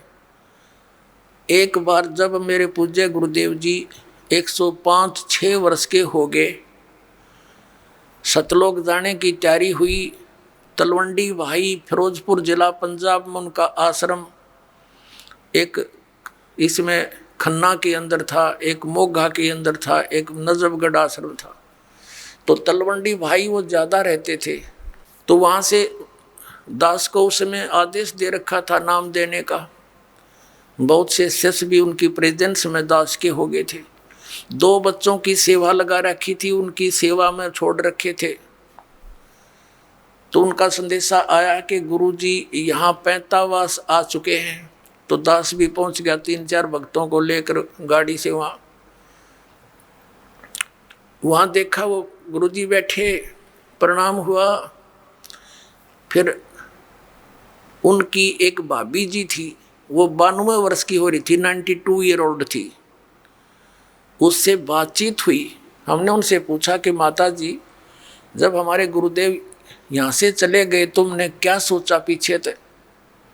वो कहने लगी जी मैंने तो ये सुना था कि इनकी मृत्यु होगी। तेरा एक देवर था और वो ऐसे ऐसे जंगल में किसी पक्षी ने, पशु ने खा लिया था, हिंसक ने, और मैं आई जब तक इसके श्राद्ध निकला करते, और 70 श्राद्ध मैंने अपने हाथ निकाल रखे इसके। और जब भी कभी कोई ऊक चूक घर में हो जाए, पशुओं में कोई हानि होती, फसल में हानि होती, हम अपने गुरुजी ब्राह्मण के पास जाते थे, उससे वो पितरा पुत्रा पढ़वाते थे। वो क्या कहा करता कि तुम्हारा अर्धवारी निसंतान मरा हुआ है और वो तुमने सिद्ध है, तुमने हानि करता है, उसके 500 कपड़े बनवाओ, उसके श्राद्ध अच्छी तरह निकलवाओ और उसका फलाना कर दो। वो जो कुछ भी कहता वो सारा करते हम, और फिर भी नो कहता इब का ठीक से श्राद्ध नहीं हुआ, अगली बार मैं करूँगा अच्छी तरह। 70 तो श्राद्ध करवा दिया, यूँ बैठा नो का यूँ। अब मैं कहने लगा माता जी देखो गीता जी में मना कर रखा है 9वें अध्याय के 25वें श्लोक में कि भूत पूजनीय भूत बनेंगे, पितर पूजनीय पितर बनेंगे, ये पूजा नहीं करनी चाहिए। अरे यो आपके सामने जीवित उदाहरण रहा, ये मूर्ख बना रहे थे आपको, कोई सच्ची बात थी इन लोगों की, ये अब तो छोड़ देना इसको। ने बोली ना भाई, या तो पुरानी लाग है नो के छूटे है, बाढ़ में पड़ो फिर भी ना छूटे, तो हद कर दी भाई। आँखों देख रही है, आपसे कह रही है कि मैंने इसके 70 श्राद्ध निकाल लिए, पिंड भी भरवा लिए, न बोलो पितर बन गया ये। हमायूं पितर नहीं हो सबका, ये तो उद्धार करने वाले महापुरुष बन गए, लाखों लोगों का उद्धार कर दिया। इस नृत्यों इनके श्राद्ध निकालो, इन मूर्खों को पालन लग रही। अपने आत्माओं ये तीर्थ कैसे बने, शंकराचार्यों द्वारा कैसा ज्ञान दिया जाता है, थोड़ी सी एक झलक दिखाते। ये पुस्तक है कि हिमालय तीर्थ, जेपी नंबूरी इसके ये लेखक है। हिमालय तीर्थ जेपी नंबूरी उप मुख्य कार्यकारी श्री बद्रीनाथ केदारनाथ मंदिर समिति, कोलकाता से प्रकाशित है। पहला प्रकाशन, प्रकाशक है रंजू चक्रवर्ती, क्षेत्र A/1, बामा चरण राय रोड कलकत्ता, मुद्रक प्रिंट सर्विसेज कलकत्ता। अब इसमें कथा दिखाते हैं आपको हमारे शंकराचार्य जी हमें क्या कथा सुनाते हैं, कैसा ज्ञान देते हैं। यह एक कथा सिंपल सी लेंगे, ज़्यादा इतना समय नहीं हम वेस्ट करेंगे। देखना ये पृष्ठ नंबर 19 पे एक कथा सुनाई है इन्होंने इन तीर्थों के बारे में, ये तीर्थ कैसे बने। ये हिमालय तीर्थ पुस्तक है। यहाँ लिखा है कि ये पहले तो उन्होंने और बताई है, नर और नारायण ऋषियों के पश्चात अन्य ऋषि मुनियों व भक्तों द्वारा यह ज्योतिर्लिंग पूजित रहा। एक भगवान ने कोई किसी नर और नारायण नामक व्यक्तियों की पूजा से प्रसन्न होकर ज्योतिर्लिंग की स्थापना की, उसकी ये पूजा करते रहे। उसके पश्चात तत्पश्चात महाभारत काल में पांडवों द्वारा गोत्र हत्या अर्थात महाभारत युद्ध में अपने भाई बंधुओं आदि की हत्या के पाप से मुक्ति हेतु यहाँ पर देवादिदेव महादेव की आराधना की। अपना पाप नाश करने के लिए भगवान शंकर भगवान की पूजा की उन्होंने, ये पांडवों ने। इसी प्रसंग में पुराणों में एक कथा आती है, भगवान वेद व्यास जी की आज्ञा से पांडव केदार क्षेत्र में गए। भगवान महिष यानी भैंस का रूप धारण कर केदार अंचल में विचरण करने लगे। भगवान शंकर ने भैंस का रूप धारण किया और उस केदार अंचल में यानी उस क्षेत्र में घूमने लगे भैंस बनकर। और भीम ने भगवान शिव को मायावी महिषी के रूप में पहचान लिया। अभिनव कहे भीम ने वो पहचान लिया कि ये भगवान शिव है भैंस के रूप में, और वे ऐसा जानकर भगवान शिव महिष रूप में पृथ्वी में समा ही रहे थे कि महाबली भीम ने दौड़कर उनका पिछला भाग पकड़ लिया। पांडवों की भक्ति एवं विश्वास को देखकर भगवान शिव ने उन्हें साक्षात दर्शन दिए। गुरु हत्या पाप के फल स्वरूप प्रायश्चित के रूप में भीम द्वारा पकड़े गए पृष्ठ भाग की पूजा अर्चना का आदेश देकर वहीं अंतर्ध्यान हो गए। पृष्ठ माने पिछला हिस्सा, भैंस का पिछला, मैं बताऊंगा आपको डिटेल से। पृष्ठ भाग ने शिला का रूप धारण किया, पत्थर बन गया फिर पिछला हिस्सा। अब ये क्या कहना चाहते हैं कि जब इन पांडवों को श्री कृष्ण जी ने आदेश दे दिया था कि तुम्हारे ऊपर एक भयंकर पाप है, जो महाभारत में तुमने बंधुघात किया, गुरुजन मार दिए, कितना अत्याचार किया, इसके मोक्ष के लिए तुम हिमालय में जाओ और वहाँ तपस्या करो अंतिम श्वास तक। तो क्या कहना चाह रहे हैं ये लेखक कि पांडव वहां पर अपना वो भक्ति कर रहे थे, तपस्या कर रहे थे, साधना कर रहे थे। भगवान शिव आगे वहां पर भैंस रूप धारण करके अन्यों के भीम ने पहचान लिए और भीम दौड़ा तो भगवान शंकर समझ गए उसको, इस कारण से वो पृथ्वी में समान लग गए और फिर केवल पृष्ठभाग यानी पिछला हिस्सा शेष रह रहा था पृथ्वी में। जानते महाबली भीम ने पकड़ कर डांट लिया कसूती तरह, और वो फिर इतना बार रह गया, फिर वो पत्थर का बन गया। और कहते भगवान शिव वहां प्रकट हो गए। ये काल का छल है सारा, ये शिव रूप में प्रकट हो गया और उनको कह दिया कि तुम बस इसकी पूजा करो, भैंस के पिछले हिस्से की और टट्टी गोबर के स्थान की भीम पूजा करने ला दिए और वो बन गया तीर्थ स्थान। वो टट्टी पेशाब के पोर्शन का तुम इसकी पूजा करो और वो तीर्थ बन गया हमारा। क्या देखिए फिर पढ़िए, ये समझ में आओगा। भगवान वेद व्यास की आज्ञा से पांडव केदार क्षेत्र में आए। भगवान महिष यानी भैंस का रूप धारण कर केदार अंचल में विचरण करने लगे। भीम ने भगवान शिव की मायावी महिष के रूप में पहचान लिया, शिव को भैंस के रूप में पहचान लिया। वह ऐसा जानकर भगवान शिव महेश रूप में पृथ्वी में समा ही रहे थे कि महाबली भीम ने दौड़कर उनका पिछला भाग पकड़ दिया। पांडवों की भक्ति व एवं विश्वास को देखकर भगवान शिव ने उन्हें साक्षात दर्शन दिए और फिर गोत्र हत्यार गुरु हत्यार ये के फलस्वरूप प्रायश्चित के रूप में भीम द्वारा पकड़े गए पृष्ठभाग यानी पिछले हिस्से को की पूजा अर्चना का आदेश देकर वहीं अंतर ध्यान हो गए। पृष्ठभाग ने शिला का रूप धारण कर लिया, पत्थर बन गया वो पिछला हिस्सा, तो पांडवों द्वारा पूजित हुआ। पांडव लागे उसने टट्टी पेशाब के पोर्शन ने पूजन ये भगवान, ये थे हमारे शंकराचार्य जी का ज्ञान। ये देखो ये काल का जाल है सारा। आगे फिर जो भैंस रूप में भगवान शिव थे कहते हैं वो पृथ्वी में समा गए, समाने लगे तो पिछला हिस्सा तो भीम ने पकड़ दिया, वो उड़े डट गया। अब आगे कौन कौन से पैर कहाँ गए, मुंह कित निकला जाकर उसका, ये देखियो। ये 19 पृष्ठ पे पढ़ रहे हैं हिमालय तीर्थ के। यहाँ आ गया पृष्ठ भाग जो है निशिला का रूप धारण कर लिया और पांडवों द्वारा पूजित हुआ। पांडव उसकी पूजा करने लगे, फिर पूछड़ की और तब से आज तक पूजित है। आज तक उससे की पूजा पर लग रहे हैं भक्त। महिष का अगर भाग नेपाल में जाकर प्रकट हुआ और जो पशुपति नाथ के नाम से विख्यात हुआ। अरे वाह देवताओं, कहते हैं उस भैंस का अगला मुंह सिर उड़ा निकला जाके कहाँ, नेपाल में।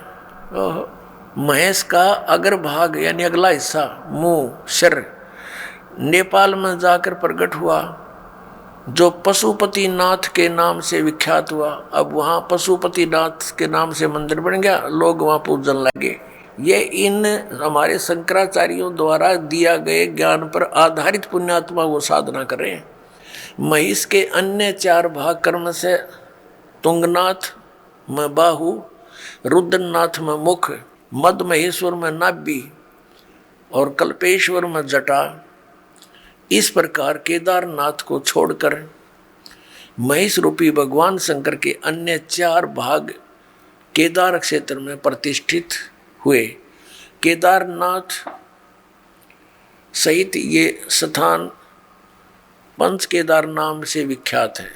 अब देखो नेपाल में पहुंच गया अगर भाग, महेश का अगर भाग नेपाल में अगला हिस्सा, और बाकी ये सारे भारत में रह गए। और वो नेपाल में जो पशुपति नाथ की पूजा होती है वह ऐसे इनके बनाए हुए ये अपना विधान है। देखो पुण्यात्माओं, हमने वो साधना करनी है जो हमारे पवित्र वेदों और पवित्र गीता में लिखी है। हम ये नहीं कहते कि ऐसा ना हुआ होगा। भक्ति मार्ग में कोई भी चीज असंभव नहीं होती, क्योंकि ये काल भगवान 1000 कला का भगवान है, सहस्र कला का और सहस्र भुजा का। तो ये भी बहुत प्रबल है, बहुत शक्ति युक्त है, सिद्धियां हैं इसके अंदर, ये कुछ भी कर सकता है इस प्रकार के भ्रमित करने के लिए। तो हम ये नहीं कहते कि ऐसा नहीं हुआ होगा, ये फिर ये तो यादगार रहेगी। हमने पूजा वही करनी है जो हमारे सदग्रंथ बताते हैं। तो पुण्यात्माओं, परमात्मा कहा करते पर भी लेन जात है दुनिया, हमरा ज्ञान किने न सुनिया। अब पुण्यात्माओं, ये तीर्थ कैसे बने? अब जैसे अमरनाथ धाम है, ये कैसे बना? पार्वती माता को भगवान शंकर जी ने उस स्थान पर एक सूखे वृक्ष के नीचे एकांत स्थान देखकर ये मंत्र दिया था। प्रथम मंत्र जो दास साहब को देता है, इसको मोक्ष मंत्र बोलते हैं। ये जितना मोक्ष कर सकता है। तो पार्वती जी को जहाँ वो उपदेश प्राप्त हुआ, शंकर भगवान ने वो मंत्र उनको दिया, ये अमर मंत्र, तो उनके लिए, उस पार्वती माता के लिए वो अमर धाम है, आप और हमारे लिए नहीं। अब जैसे ये तीर्थ और ये अमर धाम कैसे, जैसे आप जिसको यहाँ बरवाला में ये मंत्र मिला, उसके लिए तो ये बरवाला है अमर धाम, और यहाँ बरवाला में ये दास हो नहीं, और यहाँ कोई भी नहीं हो, और यूँ खाली पड़ा हुआ आश्रम। अब जैसे किसी ने क्रोथा आश्रम में नाम लिया था, उसके लिए क्रोथा है अमरनाथ। अब वहाँ कोई भी को नहीं, ये दास यहाँ पर बैठा तो उस क्रोथा में माथा टेकने तो लाभ ना हुआ है। ये तो इस दास के वचन यहाँ सुनेंगे, सत्संग सुनेंगे, आशीर्वाद पाओगे तो यहीं लाभ होगा उसे। तो अमर धाम जो है वो एक आदरणीय स्मारक तो है कि यहाँ पर ऐसी घटना घटी थी, लेकिन आपके लिए वहाँ जाने से कोई लाभ नहीं होगा। आपको तो वैसा ही संत खोजना पड़ेगा जिसके पास वो अमर मंत्र हो, और वो अमर मंत्र आपको चाहे बरवाड़ा की गली में मिल जाए दास, और वहाँ उपदेश प्राप्त हो गया, तो वही आपके लिए अमरनाथ है। उस मंत्र से मोक्ष होगा, उस स्थान से नहीं। अपने आत्माओं, जैसे तीर्थ कैसे बने, इसमें बहुत से प्रमाण हैं कि एक ऋषि था, उसने वहाँ बैठ कर साधना की और उसने मोक्ष प्राप्त किया। अपने आत्माओं, जैसे एक हमाम दस्ता होता है सामग्री कुटन का, दवाई दुई कुटन का, लोहे का मुसल सा वो 1.5 फुट का, और 2 फुट का, वो 1.5 फुट का, 1 फुट का ऊंचा, 9 इंच चौड़ा होता है। वो किसी का पड़ोसी ने मांग लिया, और उसने उसमें कुछ सामग्री गुट्टी अवन की, और वो वापस दे गया मांझ धो के कति साफ करके, उनको लौटा गया जिसका था। उनको रात्रि के समय जब वो सोने लगे तो महक आ रही थी। उन्होंने देखा ये महक कहाँ से आ रही है, देखते देखते देखा ये तो इस हमाम दस्ते में से आ रही है। तो उन्हें देखा हो इसको तो पड़ोसी ले गया था मांग के, उसने कोई सामग्री कूटी है। अब पुण्यात्मा उसने सारी सामग्री निकाल ली, कति साफ करके वापस लौटा दिया, और फिर भी महक आ रही है। वो सामग्री जो उसमें कूटी थी वो अलग वस्तु है, तो वो महक जो उसके अंदर आवे थी थोड़ी बहुत हमाम दस्ते में 1 दिन के बाद खत्म होगी। अब ये तीर्थ एक हमाम दस्ता समझो, और जैसे उस ऋषि ने उसमें सामग्री कूटी, यानी वो साधना वहाँ बैठकर की, वो सारी कमाई लेकर अपने उस धाम को चला गया जहाँ उसने उस साधना से जाना था। वो तीर्थ तो एक हमाम दस्ता है, उड़े 1-2 महीने 1-2 साल उसमें महक सी आवे, क्योंकि जहाँ संत ने साधना की होती है कुछ देर राहत मिलती है, लेकिन वो सामग्री वाला काम नहीं हो सकता। अब जैसे वो इतनी सामग्री कूटनी पड़ेगी उसमें महक अच्छी रोज लेने के लिए, यानी सत्य साधना आप कहीं बैठ कर लो, जैसे उस ऋषि ने की। आप अपने घर पे करोगे, आपके लिए वो तीर्थ आपका घर है, ना कि वो स्थान जहाँ पर किसी अन्य ने साधना की। वहाँ देखने जाने से हमें क्या लाभ होगा? जैसे ये दास पहले नगर नगर में सत्संग करने लगा, तो जहाँ किसी ने सत्संग सुना, उपदेश ले लिया, और वहाँ हम भट्ठी बना करके खीर बनाते, हलवा बनाते, सब्जी बनाते थे। और वहाँ से हम अगले शहर में चले गए और फिर कोई व्यक्ति ये बताने किसी को साथ लेकर जावे कि देखो यहाँ रामपाल का सत्संग हुआ था, यहाँ खीर बनी थी, यहाँ हलवा बना था, यहाँ बैठकर खावे थे। ऐ बुआ ना तो रामपाल वहाँ पर ना वहाँ पर खीर ना हलवा, वो तो सूखी भट्ठी दिखानी है। हलवा और रामपाल जहाँ मिलेगा उड़े माल मिलेगा भाई। इसी प्रकार समझ लो इन तीर्थों और व्रतों को। तो ये सतलोक आश्रम आपके लिए उन सब धामों और तीर्थों का काम करेगा। यहाँ आओ, अपना कल्याण करवाओ। अभी आपने सुने जगत गुरु तत्वदर्शी संत रामपाल जी महाराज के विचार। और आइए अब जानते हैं शारदा द्वारका पीठ तथा ज्योतिर्मठ बद्रीनाथ पीठाधीश्वर शंकराचार्य स्वरूपानंद सरस्वती जी महाराज के विचार। जी, हमने सुना है चारों वेदों वाला ज्ञान ही श्रीमद् भगवत गीता में संक्षिप्त करके कहा गया है। क्या आप इस बात से सहमत हैं और क्यों? ऐसा है कि श्लोक है, सर्वोपनिषदो गावो दुग्धा गोपाल नंदना पार्थो वत्स सुधीर भोक्ता दुग्धम गीता मृतम महत।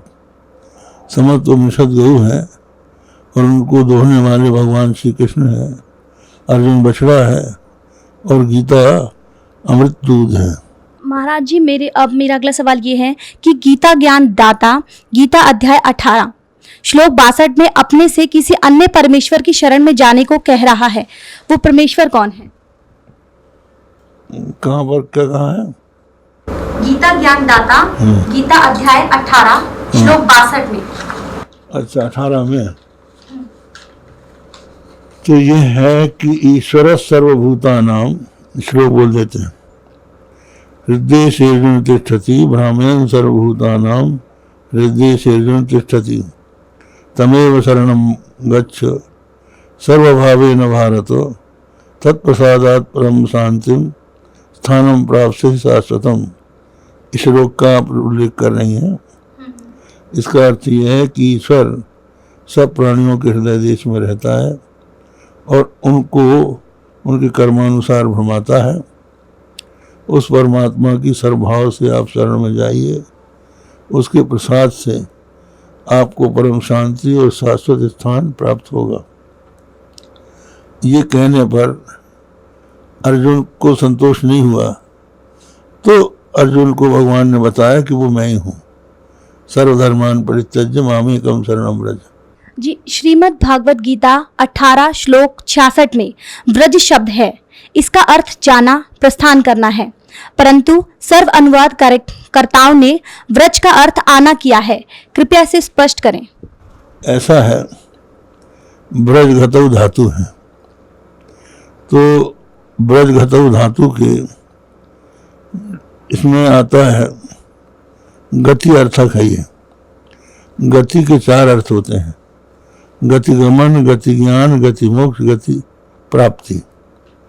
तो यहाँ पर जो गत्यर्थक ब्रज धातु है उसके लोट लकार के मध्यम पुरुष के एक वचन में ब्रज बनता है। तो ब्रज का अर्थ है अवगच्छ, अर्थात मुझको जान। नैनम अविदितो देवो भुनक्ति। ये सिद्धांत है कि जब तक परमात्मा को नहीं जान लेता तब तक परमात्मा उसकी रक्षा नहीं कर सकता। इसलिए तुम उस परमात्मा को जानो। आप जी पुराणों को भी सत्य मानते हैं? मानते हैं। उत्तम और अनुत्तम में क्या अंतर है? उत्तम कहते हैं जो श्रेष्ठ हो और अनुत्तम उसको कहते हैं जिससे श्रेष्ठ कोई ना हो। गीता अध्याय 7 श्लोक 18 में गीता बोलने वाला भगवान अपनी साधना को अनुत्तम क्यों कह रहे हैं? इसलिए कह रहे हैं कि उनकी साधना वेद प्रतिपाद्य है, तो वेद के अनुसार साधना करना सर्वश्रेष्ठ है, उससे श्रेष्ठ कोई नहीं। हमने सुना है ब्रह्मा जी रजगुण, विष्णु जी सद्गुण और शिव जी तम गुण हैं। क्या आप इससे सहमत हैं? ऐसा है कि एक ही परमात्मा है। ये 3 गुणों के अनुसार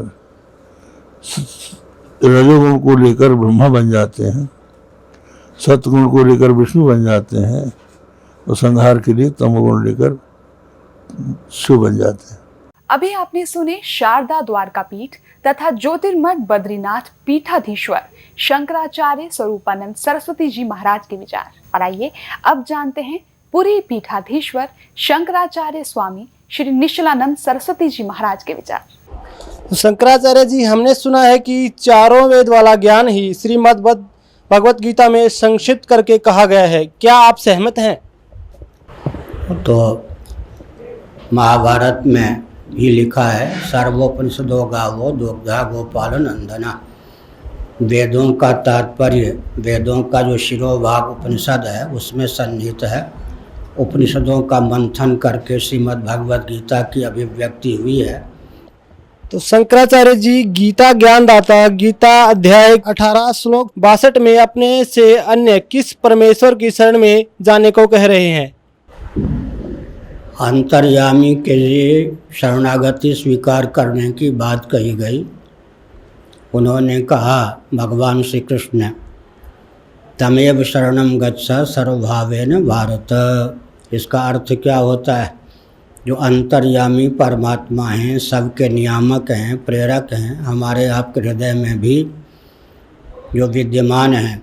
बृहदारण्यक उपनिषद में पृथ्वी, पानी, प्रकाश, पवन, आकाश में भी रहकर उसका जो नियमन करते हैं, प्रत्येक व्यक्ति के शरीर, इंद्रिय, प्राण, अंतःकरण के जो नियामक हैं, उस अंतर्यामी की शरणागति स्वीकार करने की बात भगवान ने कही। माम एकम शरणम व्रजा। वह जो अंतर्यामी पर ब्रह्म परमात्मा तत्व है, सर्वेश्वर है, वही तुम्हारे सामने मैं श्री कृष्ण के रूप में प्रस्तुत हूँ।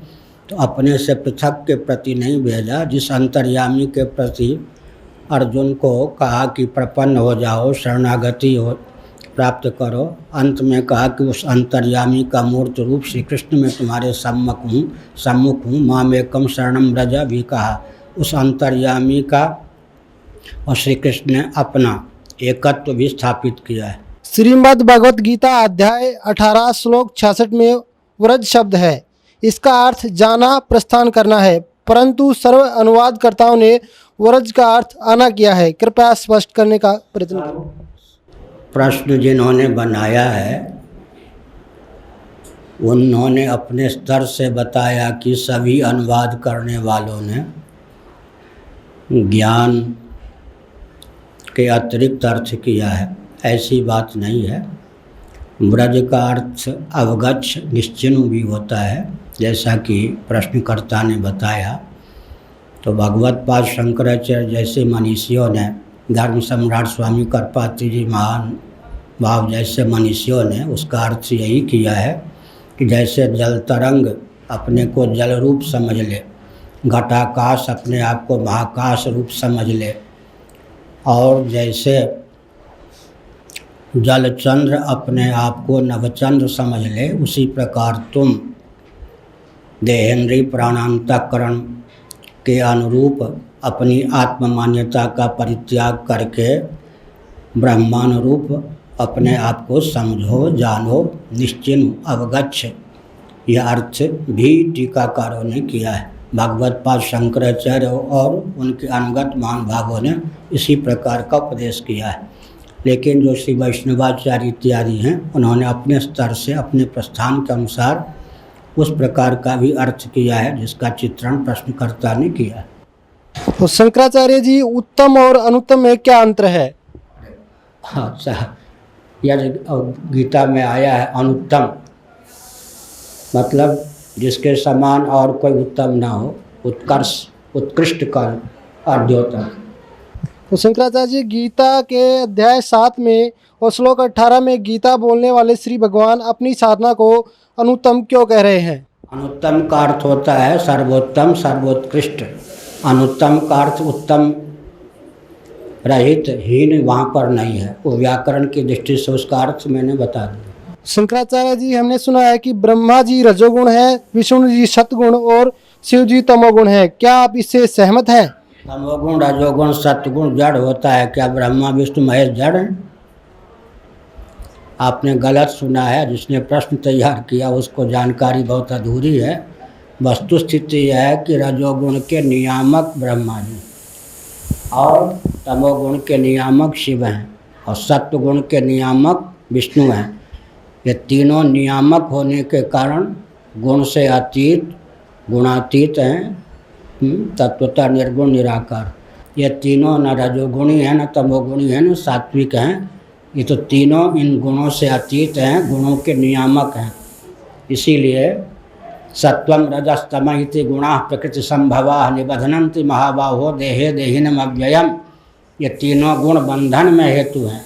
ब्रह्मा विष्णु महेश बंधन से मुक्त करने वाले उपास्य आराध्य देव हैं। ये न तमोगुणी है, न रजोगुणी, न सत्वगुणी, गुणों के नियामक।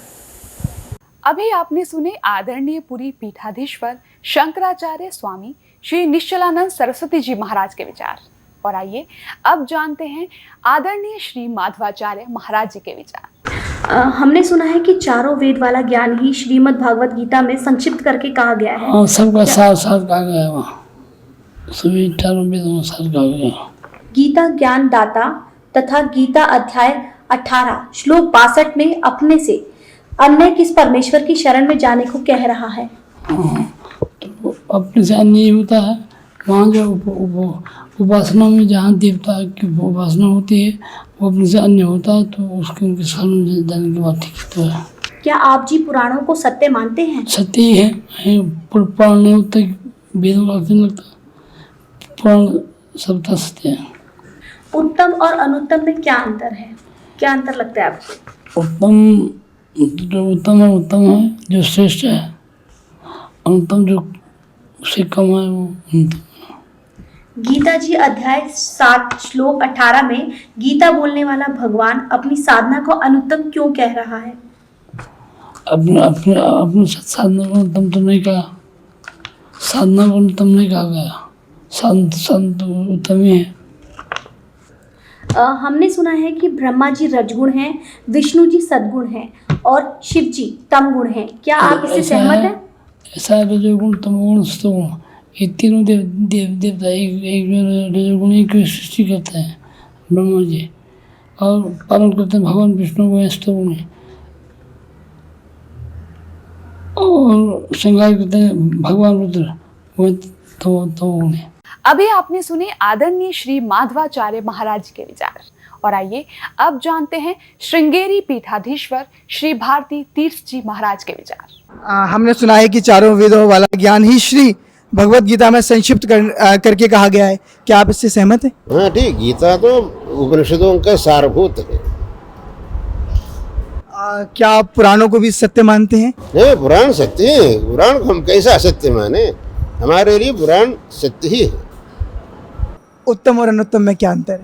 जो उत्तम है वो तो हमेशा सच्चे चरित्र वाला होता है, सत चरित्र वाला होता है। अनुत्तम जो है उससे विपरीत होता है अनुत्तम, जिसका चरित्र सही नहीं वही अनुत्तम है। गीता जी अध्याय 7 श्लोक 18 में गीता बोलने वाला भगवान अपनी साधना को अनुत्तम क्यों कह रहा है? अपनी साधना अनुत्तम शब्द का अर्थ आप समझे नहीं। वहाँ अनुत्तम शब्द का अर्थ है जिससे उत्तम नहीं हो वो। सामान्य रूप से अनुत्तम शब्द का अर्थ है उत्तम से भिन्न। वहाँ का अनुत्तम शब्द का अर्थ है जिससे उत्तम और कोई नहीं हो वो है। इसलिए वहाँ अनुत्तम शब्द का अर्थ है सर्वोत्कृष्ट। गीता ज्ञानदाता गीता अध्याय 18 श्लोक 62 में अपने से अन्य किस परमेश्वर की शरण में जाने के लिए कह रहा है? अपने से अन्य कोई नहीं, भगवान वहाँ तो कहा, लेकिन भगवान ने कहा मत्तः परतरम नान्यत् किंचिदस्ति धनंजय, मुझसे परे और कुछ भी नहीं, ऐसे कहा थे ना। इसीलिए वो ईश्वर भी वही भगवान ही है। श्रीमद् भगवत गीता अध्याय 18 श्लोक के 66 में ब्रज शब्द है, ब्रज शब्द है जी। इसका अर्थ जाना अर्थात प्रस्थान करना है, परंतु अनुवादकर्ताओं ने ब्रज का अर्थ आना किया है। कृपया स्पष्ट करें। ब्रज का जाना प्रस्थान करना वो तो मामूली अर्थ है, लेकिन संस्कृत के कुछ पदों को वहाँ के संदर्भानुसार अर्थ करना पड़ता है। इसलिए वहाँ के संदर्भानुसार ब्रज इसका अर्थ जो अनुवाद को ने किया है शरण में आओ, वही तो सही है। हमने सुना है कि ब्रह्मा ही रजगुण है, विष्णु जी सद्गुण है और शिव जी तमगुण है। क्या आप इससे सहमत हैं? ठीक है, वो शास्त्र में वैसा ही है।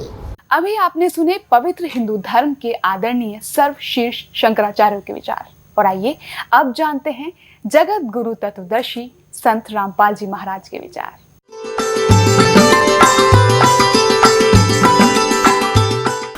सतगुरुदेव की जय। बंदी छोड़ कबीर परमेश्वर जी की जय। बंदी छोड़ गरीबदास जी महाराज जी की जय। स्वामी राम देवानंद जी गुरु महाराज जी की जय हो। गरीब नमो नमो सतपुरुष को नमस्कार, गुरु की नहीं सुर नर मुनि जन साधुओं संतों सर्वस्दी नहीं। सतगुरु साहेब संत सब दंडोतम प्रणाम, आगे पीछे मज हुए तिनको जा कुर्बान। गीता जी अध्याय नंबर 8 के श्लोक नंबर 1 में अर्जुन ने पूछा कि 7वें अध्याय के 29वें श्लोक में बताया है कि तत्परम को जानकर और सारे दातुम से परिचित, सब कर्मों से परिचित व्यक्ति केवल जरा और मरण से छूटने का प्रयत्न करता। जरा माने वृद्ध अवस्था और मरण माने मृत्यु। तो 8वें अध्याय के प्रथम मंत्र में पूछा वो किम तत्परम। ये देखिएगा, ये है श्रीमद् भगवद गीता अध्याय नंबर 7 और श्लोक नंबर 29, ये 29। यहाँ इसकी केवल संस्कृत है, आगे इसका अनुवाद है। जरा मरण मोक्षाय, जरा माने बुढ़ापा, मरण माने मृत्यु, मोक्ष माने छुटकारा पाने के अर्थ। माम आश्रित यतंती ये ते ब्रह्म तत्विदु कृष्णम अध्यात्म कर्म च अखिलम। इसका अर्थ है कि माम आश्रित, मैंने जो तुझे बताया है इस ज्ञान को आश्रित जो कर लेगा, तत्वदर्शी संतों को खोज लेता है, वह जरा मरण के मोक्ष के लिए ही यतंती प्रयत्न करते हैं। वे तत्परम को जानते हैं और सारे अध्यात्म ज्ञान को और सब कर्मों से परिचित हैं।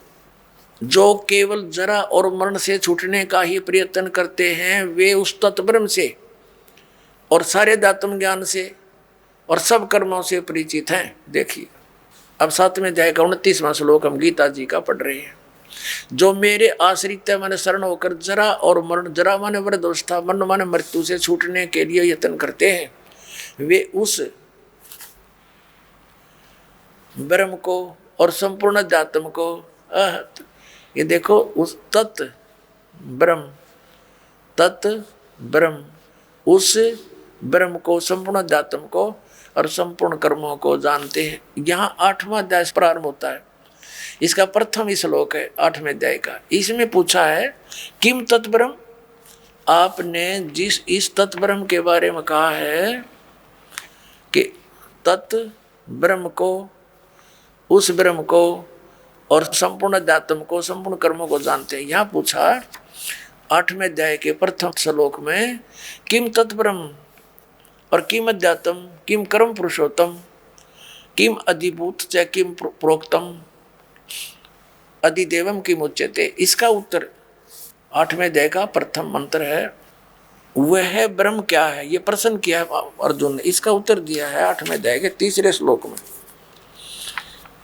ये 8वें अध्याय का ये 3रा श्लोक है। वह परम अक्षर ब्रह्म है, परम अक्षर ब्रह्म है। 3रे श्लोक में उत्तर दिया। अपने आत्माओं, अब हम आते हैं गीता जी अध्याय नंबर 15 के श्लोक नंबर 16 और 17 पे। इससे सारा कंसेप्ट जो दास करना चाहा था क्लियर हो जाएगा। ये देखिएगा 15वें अध्याय का ये गीता अध्याय नंबर 15 और यहाँ ये 16वां श्लोक है। इसमें 2 पुरुष बताए हैं, दिव्यम द्वौ इमौ पुरुषौ, 2 पुरुष, 2 प्रभु, 2 स्वामी, एक सर और एक अक्षर। इसको सर पुरुष कहो। इस दोनों पुरुषों को यहाँ लगा सकते हैं, सर पुरुष और अक्षर पुरुष। और यहाँ इनका अनुवाद, इनका अनुवाद देखते हैं। इस संसार में नाशवान और अविनाशी भी ये 2 प्रकार के पुरुष माने प्रभु, पुरुष माने स्वामी, भगवान कहे हैं। और सब प्राणियों के शरीर नाशवान है और जीवात्मा अविनाशी कहा जाता है। इसका भावार्थ ये है कि एक सरपुरुष तो ये ब्रह्म है, अक्षर पुरुष ये परब्रह्म है, सरपुरुष जो है ये ब्रह्म 21 ब्रह्मांड का स्वामी है। और अक्षर पुरुष ये 7 संघ ब्रह्मांड का स्वामी है। ये दोनों भी और इनके अंतर्गत जितने प्राणी हैं सब नाशवान है, लेकिन जीवात्मा तो किसी की भी नहीं मरती, वो तो विषय ही अलग है। अब ये स्पष्ट कर दिया, ये तो दोनों नाशवान है, सरपुरुष भी और अक्षर पुरुष भी। भले ही अक्षर माने अविनाशी होता है, लेकिन इसकी बहुत ज़्यादा लंबी आयु है जिस कारण से इसको अक्षर कह रहे हैं, लेकिन ये वास्तव में अविनाशी नहीं है। इसका कंसेप्ट 15वें अध्याय के 17वें श्लोक में स्पष्ट कर दिया कि उत्तम पुरुष तू अन्य और परमात्मा इति उदाहरते। देखना 15वें अध्याय का हमने 16वां पढ़ लिया, 17वां पढ़ेंगे। उत्तम पुरुष तू अन्य परमात्मा इति उदाहरते, यह लोग तरम आविष्य विभर्ति अवय ईश्वर है। उत्तम पुरुष यानी श्रेष्ठ परमात्मा तो इन दोनों से कोई अलग है। 2 पुरुष 16वें में कहे उनसे अन्य है, और जो तीनों लोकों में प्रवेश करके सबका धारण पोषण करता है, अविनाशी परमेश्वर परमात्मा इस प्रकार कहा गया है। ये उल्टा लटका हुआ संसार रूपी वृक्ष है, और इसके ऊपर न जड़ नीचे को तीनों गुण रूपी शाखा है। तो जड़ से ही पूरे वृक्ष को आहार मिलता है। तीनों लोकों में प्रवेश करके सबका धारण पोषण ये मूल रूपी परमात्मा परम अक्षर ब्रह्म ही सब संसार का धारण पोषण करता है। ये संसार रूपी वृक्ष है। संसार रूपी वृक्ष की जो मूल है परम अक्षर ब्रह्म, ये देखो श्रीमद् भगवद गीता अध्याय नंबर हम 15 का और श्लोक नंबर हम ये 17वां पढ़ रहे हैं। उत्तम पुरुष तू अन्य परमात्मा इति उदाहरते। उत्तम पुरुष यानी श्रेष्ठ परमात्मा प्रभु तो कोई और है, इन ऊपर वाले से दोनों 16 वर्णित से अलग है, और उसी को परमात्मा कहा जाता है। यह लोग तरम आविष्य विभर्ति, जो तीनों लोकों में प्रवेश करके सबका धारण पोषण करता है, वो वास्तव में अविनाशी भगवान है, वो अविनाशी परमात्मा। ये देखिए उत्तम पुरुष यानी पुरुषोत्तम सही भगवान तो कोई और ही है, जो तीनों लोकों प्रवेश करके और सबका धारण पोषण करता, वो है अविनाशी परमात्मा। वास्तव में अपने आत्मा जो दास निष्कर्ष निकालना चाह रहा है अब निकल रहा है। गीता जी ने स्पष्ट कर दिया कि गीता ज्ञानदाता ब्रह्म है, उसका एक ओम अक्षर है, उसकी साधना करने वाला ब्रह्मलोक में जाता है। ब्रह्मलोक में गए हुए प्राणी फिर जन्म मृत्यु में आते हैं, ये सथाई मोक्ष नहीं। अब गीता ज्ञानदाता 18वें अध्याय के 62वें श्लोक में और गीता अध्याय नंबर 15 के 1 से 4 में और 18वें अध्याय के 62 और 66 में, इन श्लोकों में ये स्पष्ट कर रहा कि उस परमेश्वर की भक्ति करनी चाहिए, उस परम अक्षर ब्रह्म की, जो 8वें अध्याय के 3रे श्लोक में जिसके विषय में कहा है, उसकी भक्ति करनी चाहिए। उसकी साधना करने से प्राणी कभी लौटकर संसार में नहीं आता, परमेश्वर के उस परम पद की प्राप्ति हो जाती है। और गीता जी अध्याय नंबर 18 के श्लोक नंबर 62 में कहा कि तू सर्वभाव से उस परमेश्वर की शरण में जा, उसकी कृपा से तू परम शांति को और सनातन परम धाम को प्राप्त होगा, यानी फिर कभी जन्म मृत्यु नहीं होगी। अपनी इसने स्पष्ट कर दी, तेरी और मेरी जन्म मृत्यु सदा बनी रहेगी। अपने आत्मा जब तक ये ग्रंथ रूबरू नहीं हो जाते तब तक हमें विश्वास नहीं होता, क्योंकि हम दूध के जले हुए और छाछ को भी फूंक मार कर पीते हैं।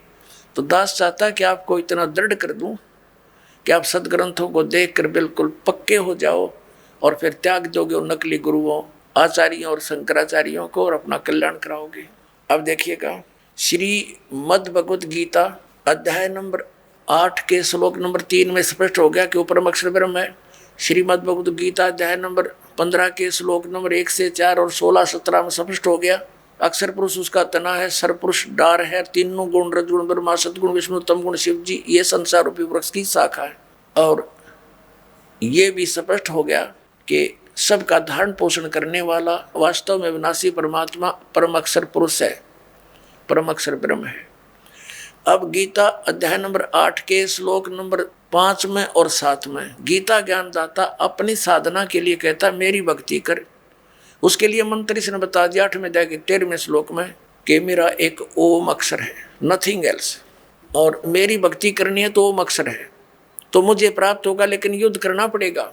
और परम अक्षर ब्रह्म की शरण में जाना है, उसकी भक्ति करनी है, तो उसका मंत्र बता दिया 17वें अध्याय के 23वें श्लोक में ओम तत्सत इति निर्देश है ब्रह्मण त्रिविध समर्थ है। ब्रह्मणे माने उस परम अक्षर ब्रह्म के पाने की उसकी भक्ति का केवल ओम तत्सत इन 3 मंत्र के जाप का सिमरण करने का 3 प्रकार से सिमरण करने का आदेश है।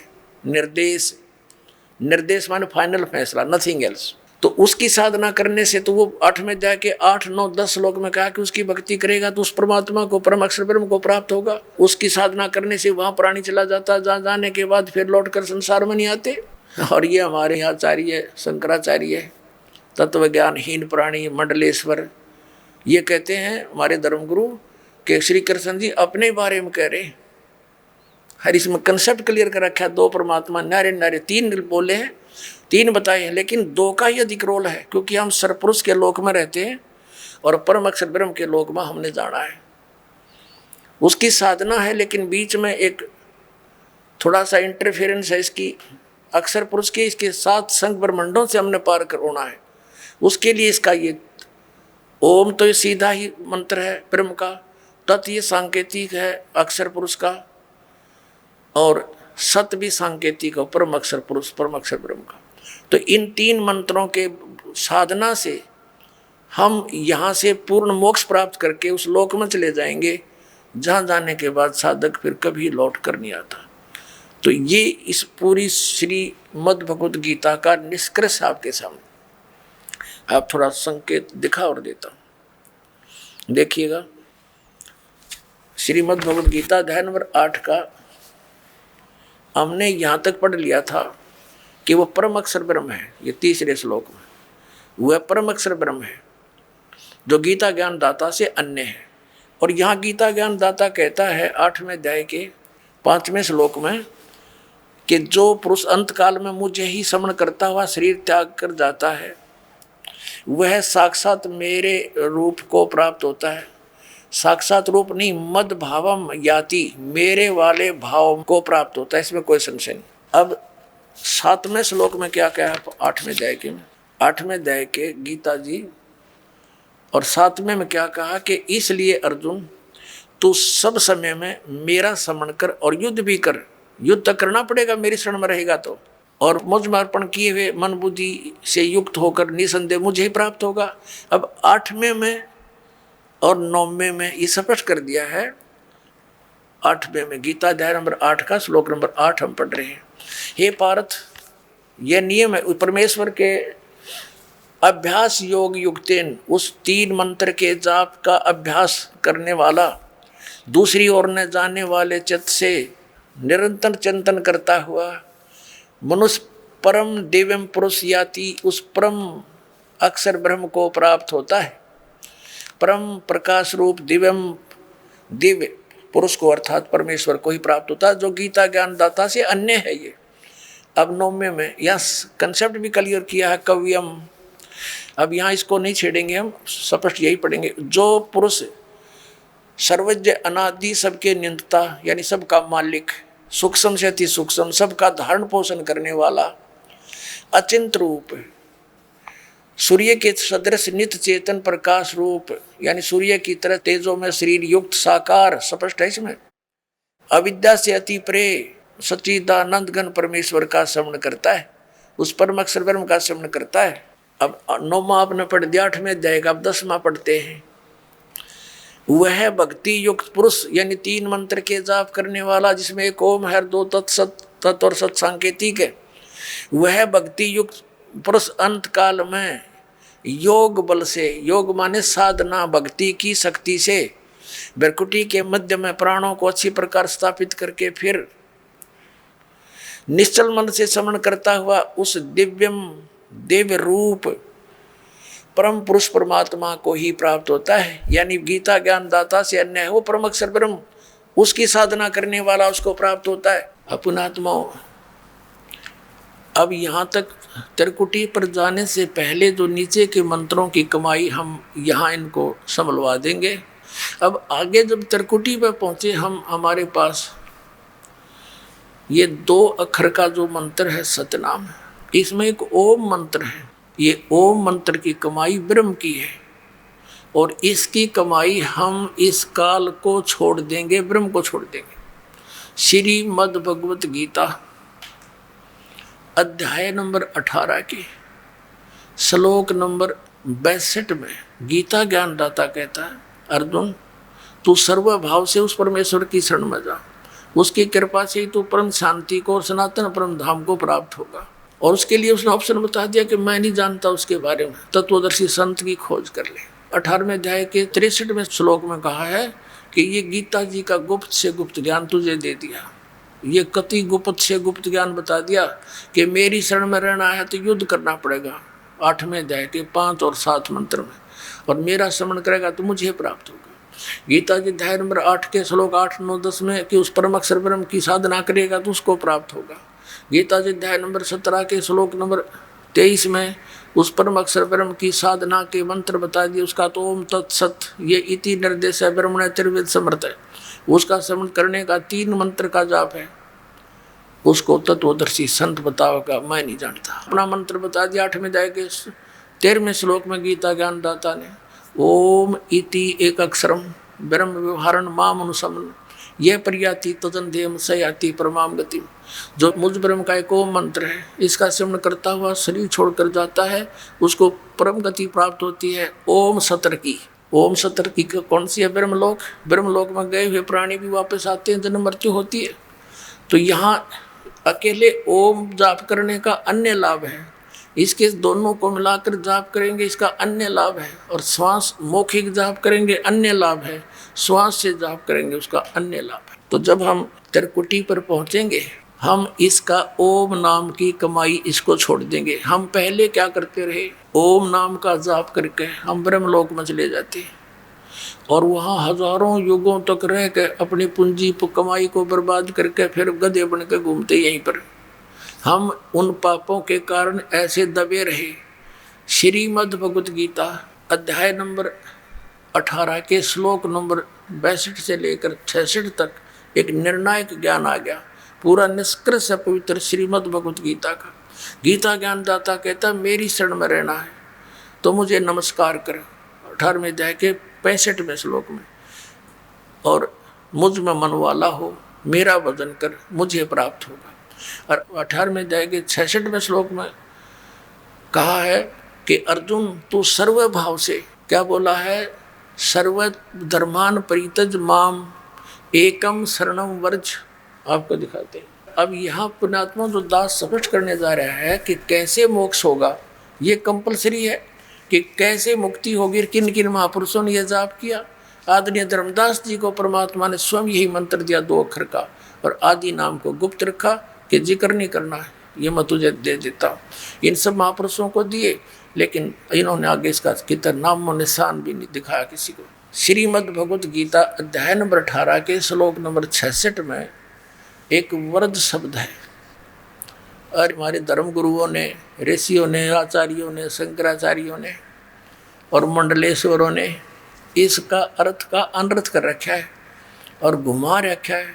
वर्ज माने जाना है, गो माने जाना है, इंग्लिश वर्ड है, और उसका अर्थ आना करता। वो कितना समझदार है, कुछ भी बनाए जाओ व्याकरण उसके अंदर, वो सेंटेंस को समझ नहीं सका। अब देखिएगा उसमें क्या अर्थ है। श्रीमद् भगवत गीता, गीता प्रेस गोरखपुर से प्रकाशित है, जय दयाल गोविंद का इसके अनुवादक है। इसके 18वें अध्याय के 66वें श्लोक में आपको दिखाते हैं। ये है श्रीमद् भगवत गीता अध्याय नंबर 18 और श्लोक नंबर 66। इसमें क्या लिखा, सर्वधर्मान प्रीतज माम प्रीतज्य माम एकम शरणम व्रज अहम तवा सर्व पापे भ्या मोक्षामि मां शुच। इन्होंने क्या कहा, संपूर्ण धर्मों का अर्थात पूर्ण कर्तव्य कर्मों का मुझ में त्याग कर, धर्मों को मुझ में त्याग कर तू केवल एक मुझ माम का अर्थ के लिखा है मुझ सर्वशक्ति शक्तिमान सर्वाधार परमेश्वर की शरण में।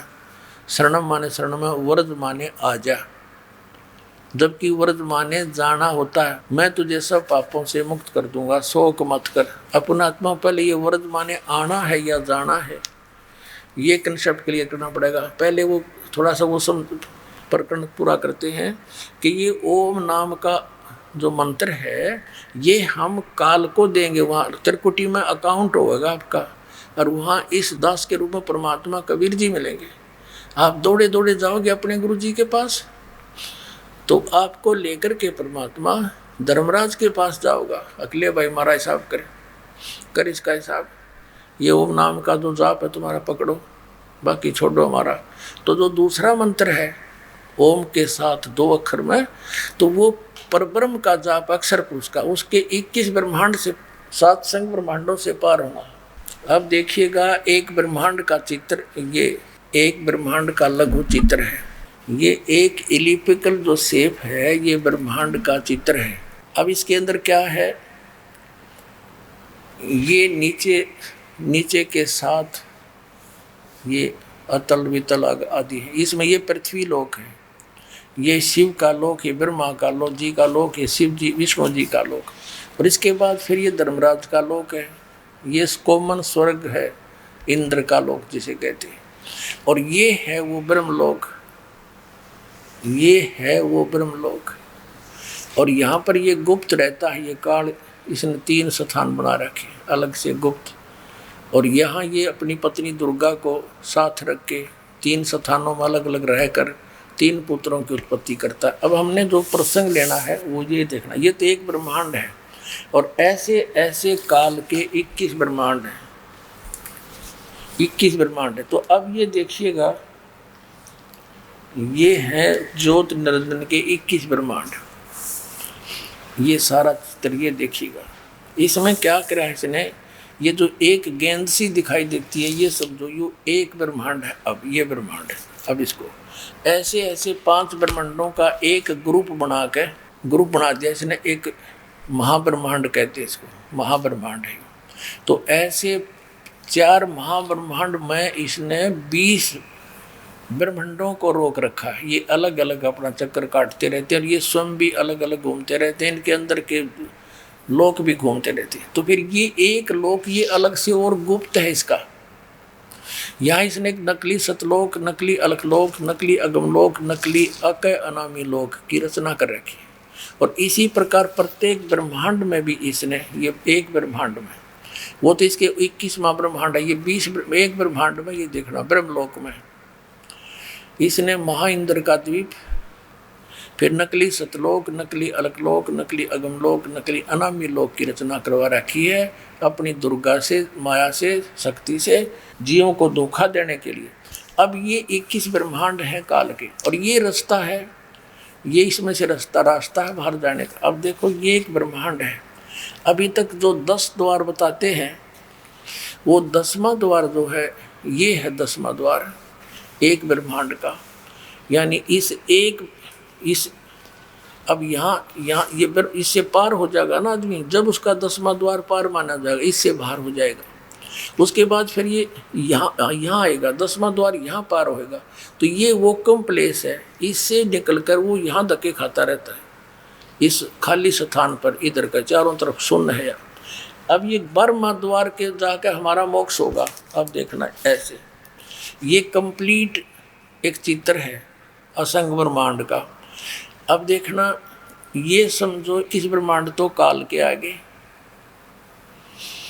ये 21 ब्रह्मांड काल के, ठीक है, ये वही गेंद सी, और ये 7 संख ब्रह्मांड हैं परब्रह्म के, यानी अक्षर पुरुष के, ये वाले ये 7 संख ब्रह्मांड हैं उस काल के असंग ब्रह्मांड, यानी 7 संख ब्रह्मांड। और ये पूरा ऑल आर कंट्रोलर है कबीर परमात्मा असंख्य ब्रह्मांड का, इन असंख्य ये ब्रह्मांड है, ये असंख्य ब्रह्मांड इनका, और साथ में 21 ब्रह्मांड इनका, 7 संख्य ब्रह्मांड इनका। ऊपर कुल का मालिक ये कबीर साहब है, ये परमात्मा इसके सबसे ऊपर तीसरे मुक्ति धाम में यहाँ विराजमान है।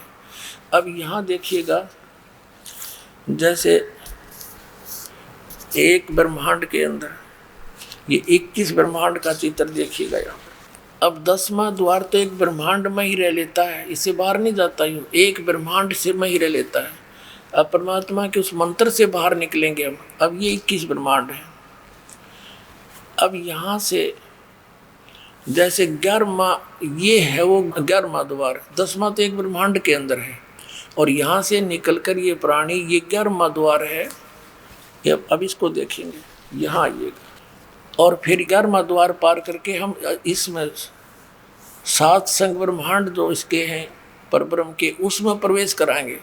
और फिर ये 12वां द्वार है जो सतलोक में जाकर खुलेगा, यानी इस परब्रह्म के 7 संग ब्रह्मांडों को पार करके फिर 12वां द्वार पार करके हम सतलोक में जावांगे।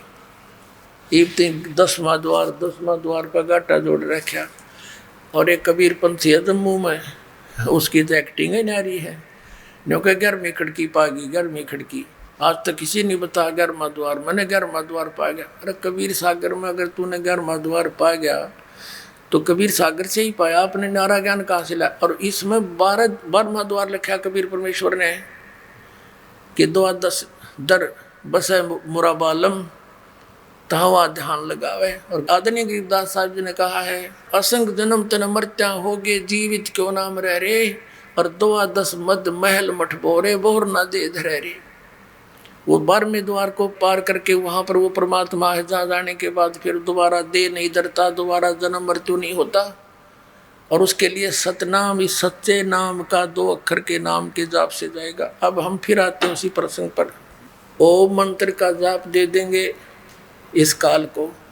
इसने कहा है कि सर्वधर्मान प्रीतज माम, इसका अर्थ ये बनता है 18वें अध्याय के 66वें श्लोक का कि मेरे सतर के ओम नाम का और ये यज्ञ तुम करते हो, हवन यज्ञ आदि, ये सब धार्मिक अनुष्ठानों की कमाई मुझको दे दे। फिर तू उस सर्वशक्तिमान, उस एकम जिसके बराबर दूसरा ना हो, उसकी शरण में जा। और ये कहते मेरी शरण में आ। दूसरे अध्याय के 7वें श्लोक में अर्जुन कहता है कि मैं आपकी शरण में हूँ। इसकी शरण में तो पहले ही था, और मेरी वो दीप काम नहीं करती, मेरे हित में जो हो तो आप बताओ, मैं तो आपकी शरण हूँ। और फिर इन्हों का मेरी शरण में आ जा, ये तो वर्तमाने जाना होता है। अभी दिखाते हैं आप, ये देखिएगा एक शब्द कोश दिखाते हैं। ये है संस्कृत हिंदी कोश, इसका वामन शिवराम आपटे इसका संग्रह करता है। ये मोतीलाल बनारसी दास पब्लिशर्स प्राइवेट लिमिटेड दिल्ली से प्रकाशित है। इसके 993 पृष्ठ पर आपको ले चलते हैं। यहाँ क्या लिखा, व्रज शब्द है, व्रज। व्रज माने जाना चलना, प्रगति करना, विदा होना, जाना चलना। स्पष्ट हुआ, व्रज माने जाना होता, आना नहीं हो सकता। अब गीता प्रेस गोरखपुर वाले किताब ने देख ली, व्रज माने आ जा, मेरी शरण में आ जा। अब दिखाता हूँ आपको आसाराम जी महाराज के द्वारा प्रकाशित श्रीमद् भगवद गीता, संत श्री आसाराम आश्रम अहमदाबाद। ये देखिएगा, संत श्री आसाराम जी आश्रम, इनका ओम तो आगे कोई ब्योत नहीं। श्री योग वेदांत सेवा समिति, संत श्री आसाराम जी आश्रम, संत आसाराम जी बापू आश्रम मार्ग अहमदाबाद, आश्रम रोड जहांगीरपुर, ये इनका सेक्शन। अब इसमें देखिएगा, ये 18वें अध्याय का 18वां अध्याय संग मोक्ष संन्यास योग, 66वां श्लोक। सर्वधर्मान प्रीतज माम एकम शरणम व्रज। संपूर्ण धर्मों को अर्थात संपूर्ण कर्तव्य कर्मों को मुझ में त्याग कर तू केवल मुझ सर्वशक्तिमान सर्वधार परमेश्वर की शरण में आ जा। ठीक है। अब नंबर 2 ये दिखाते हैं सतपाल अंशादेश वालों के द्वारा अनुवाद। ये कहाँ से छपा है, श्रीमद् भगवद गीता। जय गुरुदेव, जय गुरुदेव, वंदे विष्णु श्री कृष्ण वंदे जगत गुरु। श्रीमद् भगवद गीता, अनुवादक हैं ब्रह्मलीन महात्मा सत्यानंद, महात्मा सर्वज्ञानंद, आदि संपादक अंशादेश, प्रकाशक मानव उत्थान सेवा समिति 2/12 पंजाबी बाग नई दिल्ली। और ये मुद्रक है Rajeshwari photo setters private limited Delhi. और इसका ये देखिएगा, ये सतपाल जी महाराज हैं, श्री सतपाल जी महाराज। ये इसके ये देखना, ये इनको मान्य है ये अनुवाद, ये 18 अध्याय। और यहाँ का रखा है इन्होंने, ये 61, 62, 63 तक यहाँ है, 64 से लेकर और 66 तक।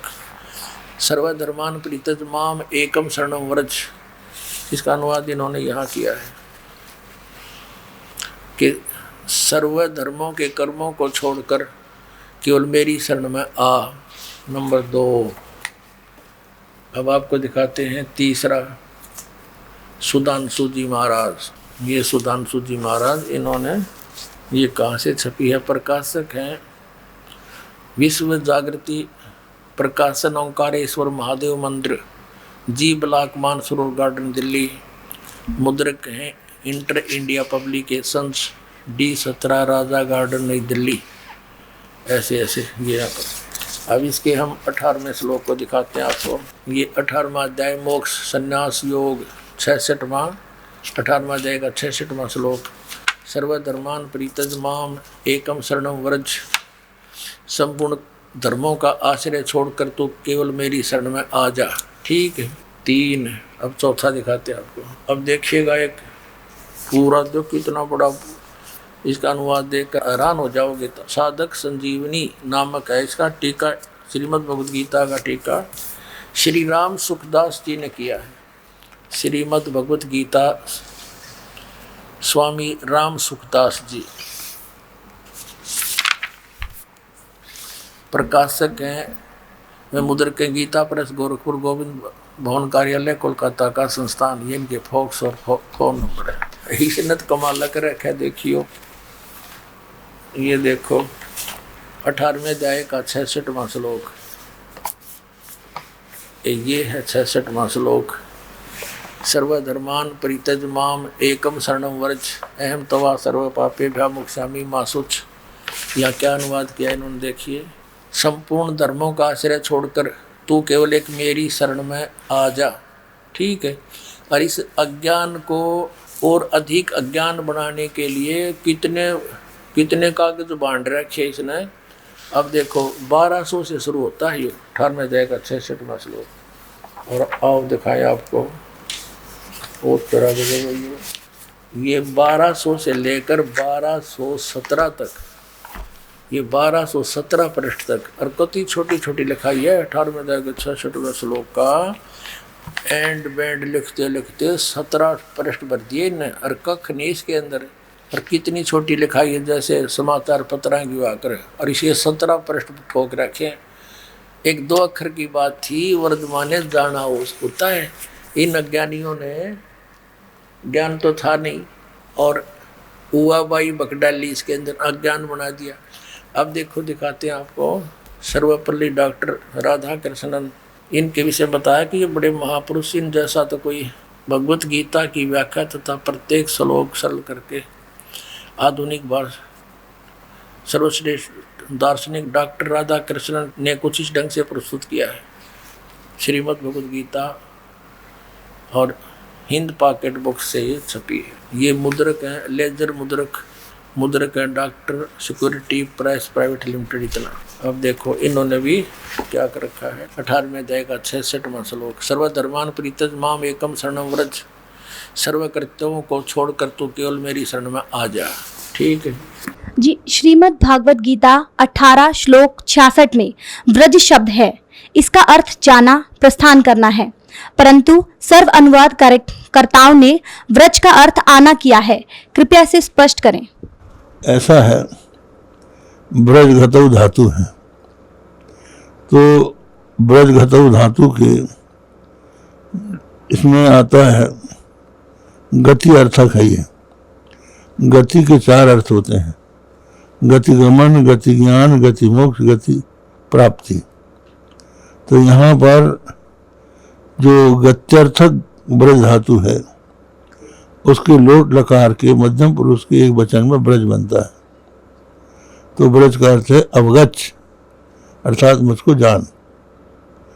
नैनम अविदितो देवो भुनक्ति, ये सिद्धांत है कि जब तक परमात्मा को नहीं जान लेता तब तक परमात्मा उसकी रक्षा नहीं कर सकता। इसलिए तुम उस परमात्मा को जानो।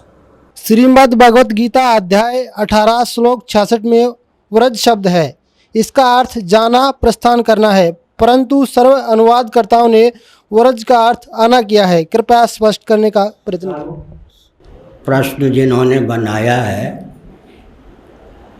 उन्होंने अपने स्तर से बताया कि सभी अनुवाद करने वालों ने ज्ञान के अतिरिक्त अर्थ किया है, ऐसी बात नहीं है। ब्रज का अर्थ अवगच्छ निश्चिन्ह भी होता है, जैसा कि प्रश्नकर्ता ने बताया।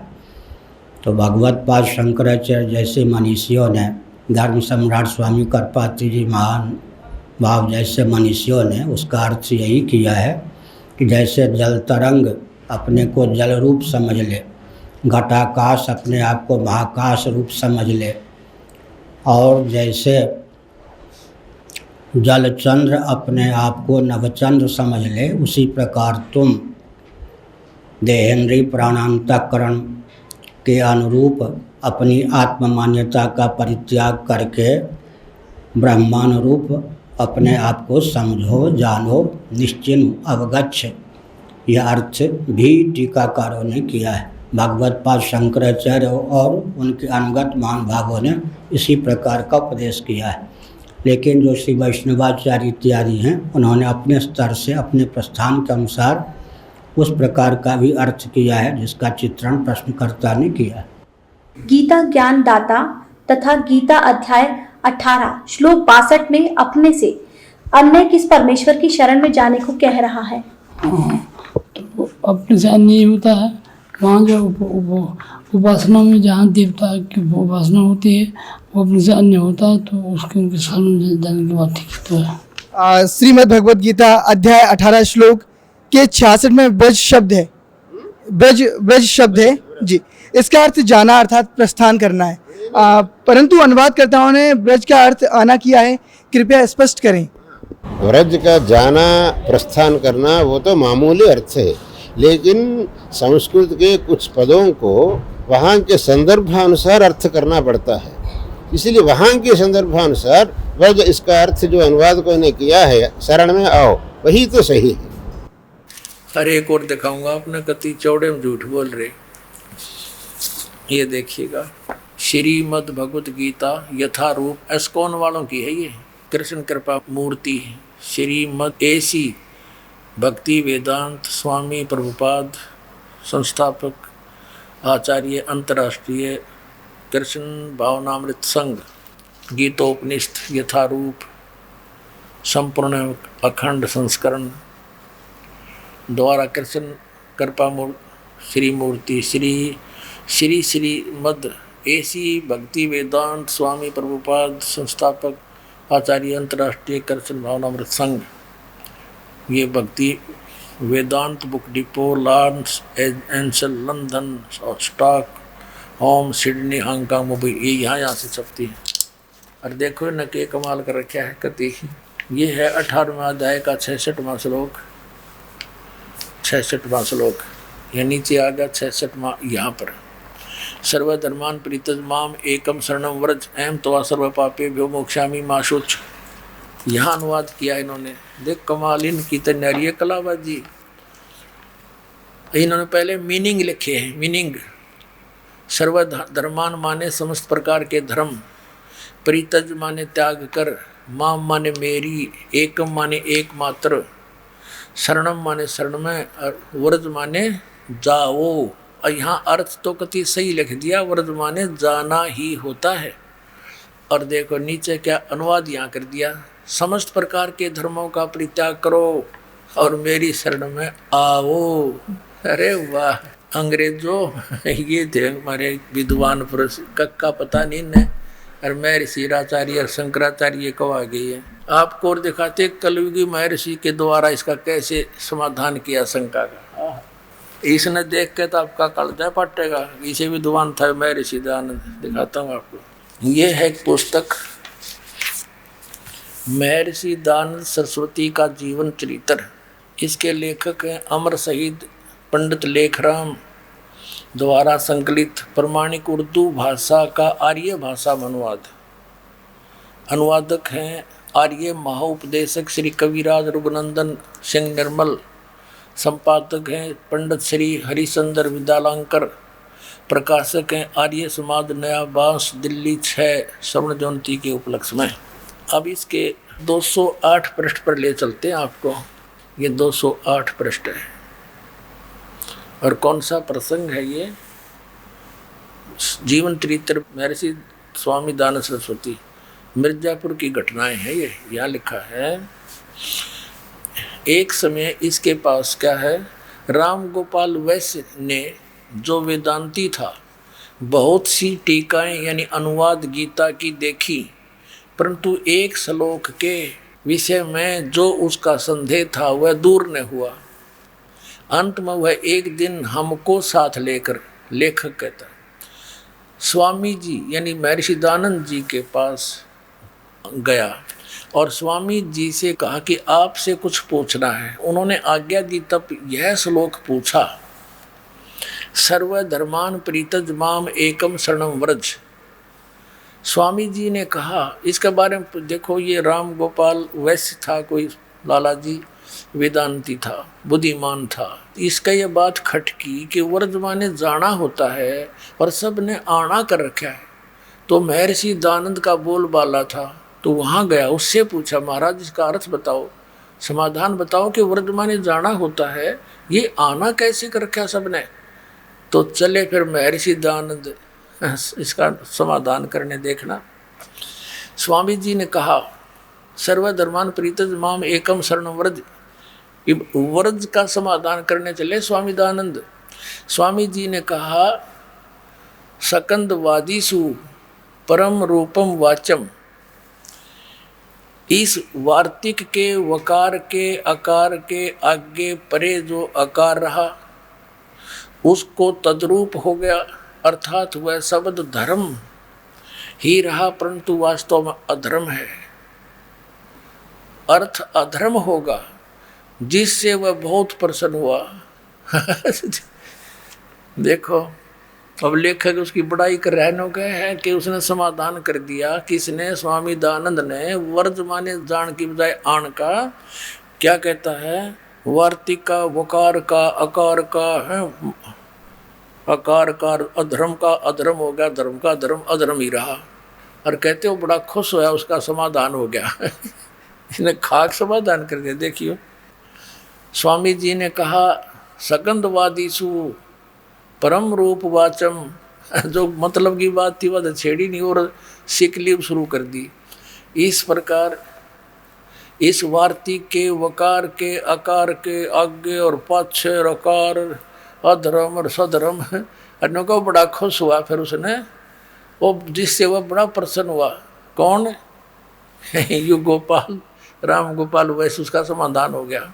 अब ठीक है भाई, वो महर्षि को वहाँ थे श्रद्धालु, तब मान लिया होगा, ठीक है भाई, हमारी समझते बार बात से, पर यू वर्ज माने तो जाना हो है, ये स्पष्ट है। गो माने जाना होता, उसका आना कैसे होगा? कार मकार खकार के था, इसके आगे बकवास करेंगे। ये महर्षि दयानंद का समाधान। निरंजन धन तेरा बार, निरंजन धन तेरा दरबार, जहाँ पर तनिक ना न्याय विचार। पाखंडी की पूजा जग में संत को कहें लबार। पाखंडी की पूजा जग में संत को कहें लबार।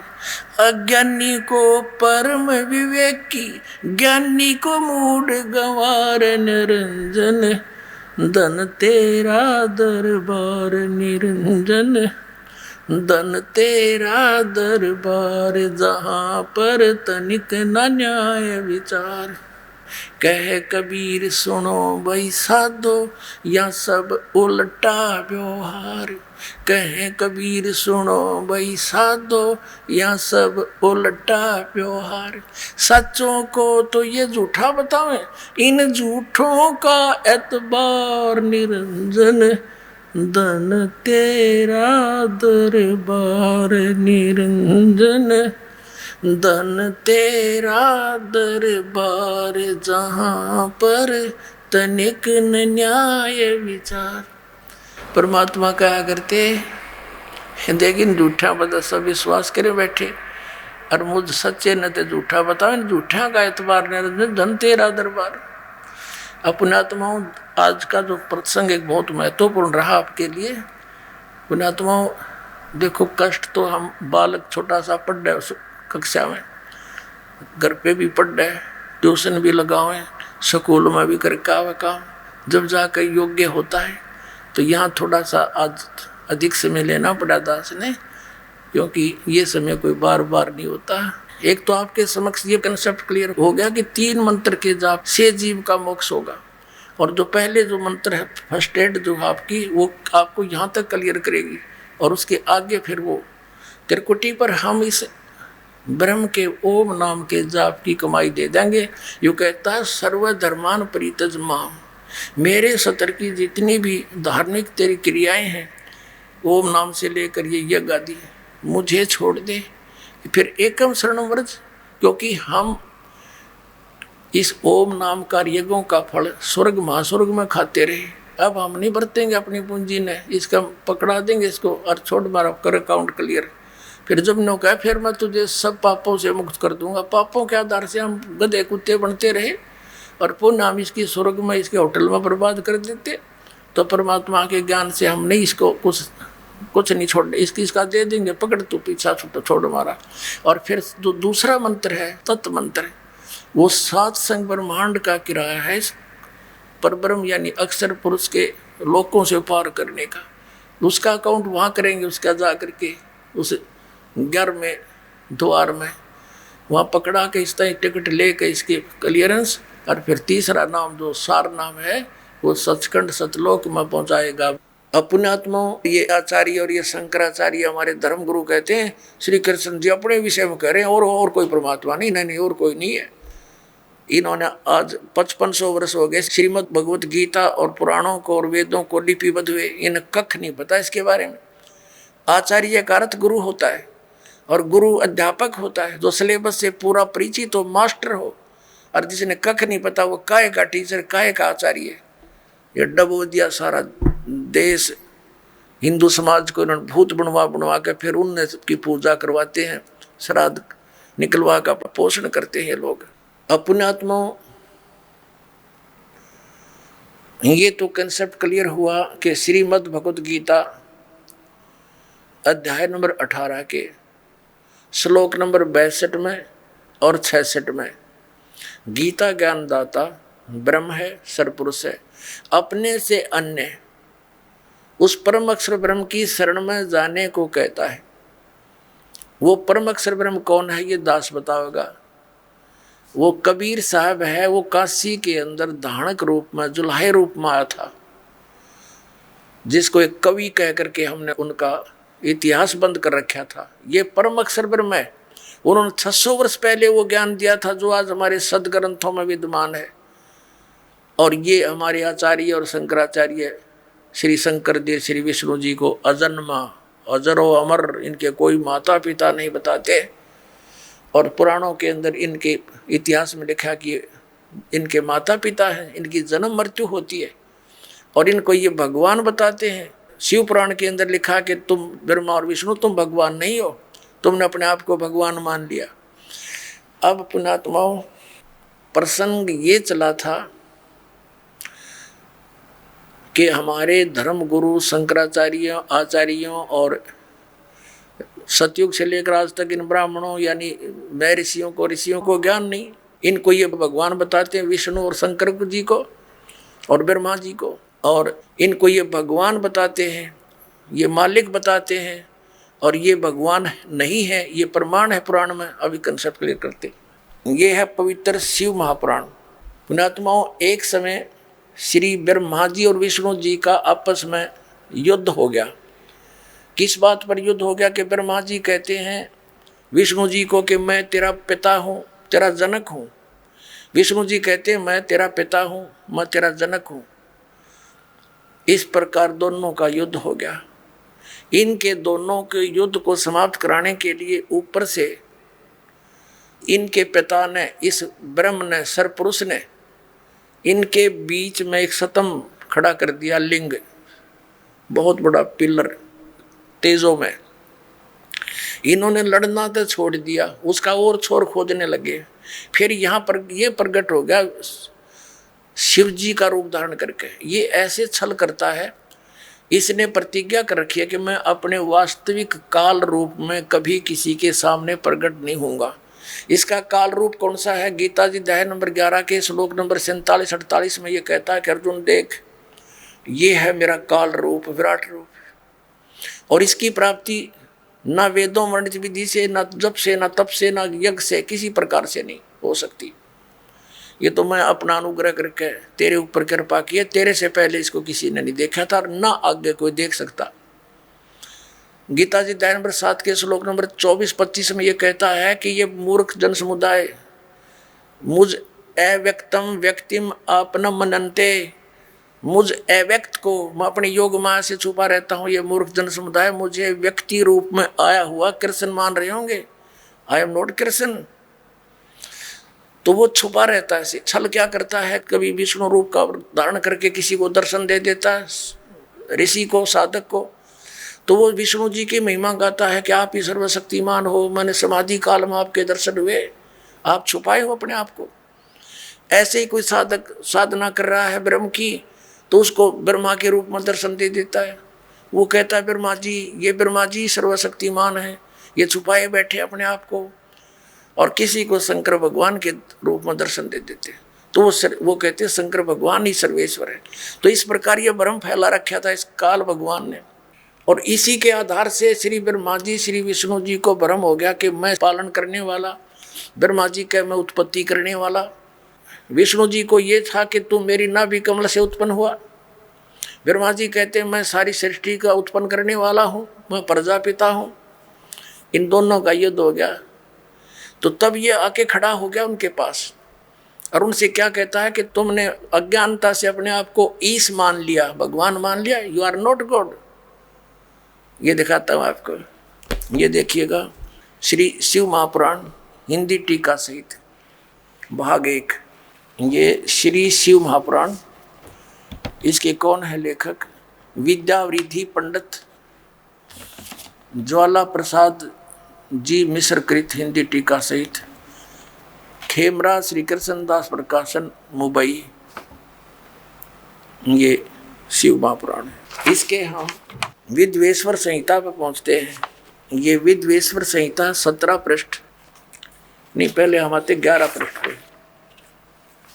ये देखिएगा, ये 11 पृष्ठ विद्वेश्वर संहिता शिव पुराण अध्याय 6 में। यहाँ पर नंदी केश्वर यानी वो नंदी बैल बता रहा है भगवान शंकर का। नंदी केश्वर बोले कि हे योगेंद्र, एक समय विष्णु भगवान शेष सैया पर अपने गरुड़ आदि पार्षदों के से संयुक्त लक्ष्मी सहित शयन करते थे। उस समय ब्रह्म ज्ञानियों में श्रेष्ठ ब्रह्मा जी अपनी इच्छा से वहां आए। सब प्रकार सुंदर सेज पर शयन करते हुए कमल लोचन विष्णु जी से पूछने लगे, तुम कौन हो? मुझे देखकर अभिमानी पुरुष के समान शयन करते हो। वत्स बेटा उठो, देखो मैं तुम्हारा स्वामी आया हूँ। आए हुए स्वामी का गुरु को देख कर दुर्मान करता है, वह उस द्रोही मूड का प्रायश्चित होना निश्चित है। यह सुनकर विष्णु जी के अंतर में क्रोध हुआ, पर ऊपर से दिखाया नहीं, परंतु बाहर से शांत रहे और बोले, बेटा वत्स ब्रह्मा। विष्णु जी बोले ब्रह्मा जी को, वत्स बेटा तुम्हारा मंगल हो, बैठो इस आसन पर विराजो। इस समय तुम्हारे नेत्र कुटिल और मुख वक्र क्यों हो रहा है? ब्रह्मा जी बोले, हे वत्स विष्णु, तुमको समय के प्रभाव से अभिमान है। हे पुत्र, मैं तुम्हारा रक्षक और जगत का पिता मैं हूँ। विष्णु जी बोले, यह तो सब जगत मुझ में सतीत है, तुम चोर के समान किस प्रकार अपना कहते हो? तुम मेरी नाभि कमल से उत्पन्न हुए हो, इससे तुम मेरे पुत्र हो। इनका लठ बाज गया, ये गणी ना पढ़ावे आगाते। इनका आपस में लट्ठम लट्ठा हो गए, देवता फूल बरसाने लग गए, अक्षाबास मरो कट गए। ये हमारे देवताओं के लक्षण देखिए। ये हम अब 11वां पृष्ठ पढ़ रहे हैं, अभी यहाँ नीचे आ गए हैं। यहाँ देखो विद्वेश्वर संहित का, मैं श्रेष्ठ हूँ, मैं स्वामी हूँ, ऐसा कहकर एक दूसरे को मारने की इच्छा से युद्ध करने में उत्सुक हुए। संपूर्ण देवता विमान में बैठकर उस महाअद्भुत युद्ध को देखने चले आए और आकाश में उनका ऊपर फूल बरसाने लगे। वारे देवताओं, ये हमारे देवता, दो भाइयों का झगड़ा हो जा तो सभ्य व्यक्ति उनका बीच बचावा करा कर कहीं लड़के ना मर जा, अरे ये देवता फूल बरसावक मरो लड़के हैं हो जाओ खत्म है तेरा गजब हो गया। इन इतिहासों को पढ़ते थे हम। अब ये काल आ गया, इनके बीच में सतम डाल दिया इनके पिता ने पिल्लर तेजों में बहुत, इसके और छोर कोई खोजने लगे, इन कुछ नहीं पाया, ब्रह्मा ने झूठ बोल दिया। ये कथा आप सुनते रहते हो। इनके बीच में आ गया और फिर इनसे क्या, इनको क्या हिदायत देता है कि तुम भगवान नहीं हो, तुमने अपने आप को भगवान मान लिया। ये देखिएगा शिव पुराण 17 पृष्ठ पर हम आगे, विद्वेश्वर संहिता भाग 1 का अध्याय 9। अब यहाँ निंदिकेश्वर फिर बोले कि इस प्रकार जब वो दोनों नरम हो गए, भगवान ने नरम हुए ब्रह्मा विष्णु पर अनुग्रह करके, क्या बताया, उन दोनों की अज्ञानता और वैर को दूर करने के अर्थ दोनों से कहा कि मेरे सकल और निष्कल भेद से 2 रूप है परंतु और ईश्वर नहीं। इस कारण से दोनों उनके 2 रूप नहीं हो सकते। पहला सतम रूप और पीछे मूर्तिमान रूप धारण किया, इसमें ब्रह्म निष्कल और इस रूप गुण सगुण, मेरे दोनों रूप से और दूसरे के किसी के नहीं। अब इनसे क्या कहा, इस कारण से तुम दोनों को अथवा दूसरों को ईश तव की प्राप्ति नहीं हो सकती। तुमने ब्रह्मा और विष्णु ने अज्ञानता से अपने को ईश माना, भगवान मान लिया, ये बड़ा ही अद्भुत हुआ, ये बड़ा गलत हो गया। उसको दूर करने को ही मैं रण स्थान में आया। अब तुम अपना अभिमान त्याग कर मुझ ईश्वर में अपनी बुद्धि लगाओ, मेरे प्रसाद से लोक में सब अर्थ प्रकाश होते हैं। अब ये क्या कहता है कि मैं जगत का वर्धक होने से मैं ब्रह्म हूँ। आप आगे दिखाता हूँ आपको, प्रश्न नंबर 18 पर देखिएगा, पहले ये देखेंगे अध्याय नंबर 10 का, और यहाँ हम आ जाते हैं। हे पुत्रो, ब्रह्मा और विष्णु को कह रहा है इनका पिता ये ब्रह्म, काल रूपी ब्रह्म सरपुरुष, हे पुत्रो ये कृत आपने तब से प्राप्त किया है जिसको सृष्टि की उत्पत्ति और प्रलय पालन कहता है। विष्णु और ब्रह्मा जी को इनका पिता ये काल कह रहा है कि कृत आपने तप से प्राप्त किए हैं जो कि सृष्टि की उत्पत्ति और पालन कहता है, जो मैंने प्रसन्न होकर तुम्हें दिया। इसी प्रकार दूसरे 2 कृत रुद्र और महेश को प्रदान किए, परंतु अनुग्रह कृत कोई भी पाने को समर्थ नहीं है। अब इसमें दास तो कहना चाहा था कि 2 तो ये ब्रह्मा विष्णु हो गए और रुद्र और शिव ये 2 नारे हो गए, ये 4 हो गए, और 5वां ये बोल रहा है। ये 5वां जो बोल रहा है ये इनका पिता है, ये सरपुरुष है, और वहाँ ये शिव रूप में खड़ा हो गया इनके पास आकर। ये ऐसे ही धोखे से काम करता है, अपनी वास्तविकता से परिचित नहीं होने देता। ब्रह्मा और विष्णु ने शंकर भगवान मान लिया। अब आगे देखना ये क्या कहता है, ये काल जो इन चारों को संबोधित कर रहा है वो कहता है कि मेरा ओंकार मंत्र है। ये अब हम 19 पृष्ठ पर आगे 18 पढ़ लिया, विद्वेश्वर संहिता अध्याय 10 ही चल रहा है। यहाँ देखना, इस कारण उस ज्ञान की सिद्धि के निमित्त ओंकार नामक मंत्र जप करो, अभिमान को दूर करने वाला है, सोई निज मंत्र उपदेश करते हैं। यह ओंकार मेरे मुख से उत्पन्न होने से मेरे ही रूप का बोधक है, महामंगल करने वाला है, यह वाचक है, मैं वाच्य हूँ। यह मंत्र मेरा आत्मा है, उसके स्मरण से मेरा स्मरण होता है। उत्तर के मुख से अकार, पश्चिम के मुख से उकार, दक्षिण के मुख से मकार, पूर्व के मुख से बिंदु, मध्य के मुख से नाद उत्पन्न हुआ। इस प्रकार 5 प्रकार से ये निर्गत हुआ, वह सब एक होकर ओम ऐसा एक अक्षर हो जाता है। अब कहने का भाव ये है कि ये ओम एक अक्षर इस ब्रह्मा विष्णु महेश के पिता का है। ये हो गया स्पष्ट। अब हम आते हैं पुनः देवी पुराण पर। अब इससे क्या सिद्ध हो गया कि ब्रह्मा विष्णु रुद्र और ये महेश ये भगवान नहीं है। इनका पिता खुद कह रहा है कि यू आर नॉट गॉड। अरे हमारे आचार्य शंकराचार्य हिंदू धर्म के धर्मगुरु यही नहीं को भगवान बता के हमें मूर्ख बना रहे। आज तक इनका कख नहीं पता था, इनको वेदों गीता और पुराणों का। बताओ पुण्यात्माओं, इनने हमारे भोलेपन का नाजायज फायदा उठाया इन नकली गुरुओं ने। बैठा बैठा दिया, पूरा मानव समाज भूत बनवा दिया, फिर उनकी पूजा करवाते हैं, श्राद्ध निकालो, हैं, पिंड भरवाओ। अब जो साधना दास बताएगा उसमें ना तो कोई भूत बने, फिर कोई क्रिया की जरूरत नहीं उनकी। प्रसंग ये चला था कि सतयुग से लेकर आज तक इन ब्राह्मणों यानी मैं ऋषियों को ज्ञान नहीं। इनको ये भगवान बताते हैं, विष्णु और शंकर जी को और ब्रह्मा जी को, और वो भगवान नहीं, ये सिद्ध हो गया कि ये भगवान नहीं है। और इनको ये भगवान बताते रहे, ईश बताते रहे। अब सतयुग के ब्राह्मणों ने ज्ञान नहीं, बताओ, सतयुग से लेकर आज तक ब्राह्मणों ने ज्ञान नहीं वेदों का। अब देखिएगा, श्रीमद् देवी भागवत गीता प्रेस ग्रुप से प्रकाशित, संपादक हनुमान प्रसाद पोदार, चिमनलाल गोस्वामी। ये गीता प्रेस गोरखपुर से प्रकाशित है। इसके हम 414 पृष्ठ पर आते हैं। ये 414 पृष्ठ है श्री संक्षिप्त देवी भागवत और छठा स्कंद। अब यहाँ से पढ़ेंगे। जन्मेजय ने पूछा, महाभाग किस युग में कैसा धर्म का स्वरूप है, इस संपूर्ण विषय को विशेष रूप से बताने की कृपा कीजिए। व्यास जी बोले, राजन, ये निश्चय कि सतयुग में ब्राह्मण वेद के पूर्ण विद्वान थे। उनके द्वारा निरंतर भगवती जगदम्बा की आराधना होती थी। भगवती का दर्शन करने के लिए उनका मन सदा ललायित रहता था। प्रत्येक गांव में शक्ति यानी दुर्गा का मंदिर का उद्घाटन हो, ये इस विषय की उनके मन में बड़ी उत्सुकता थी। बता, ये सतयुग के ब्राह्मण खाक विद्वान थे। कहते हैं व्यास जी का ज्ञान देख लो कि सतयुग के ब्राह्मण वेद के पूर्ण विद्वान थे और दुर्गा की भक्ति करते थे। अरे तेरा फूटे बाग हमारे, इसे आचार्य हमारे।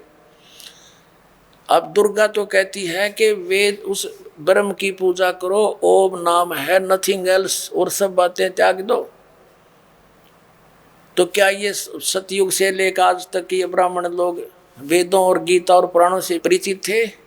इन्होंने अपना भी भक्ति नाश किया, अपना जीवन नष्ट किया और साथ में यजमानों को भी ले डूबे ये।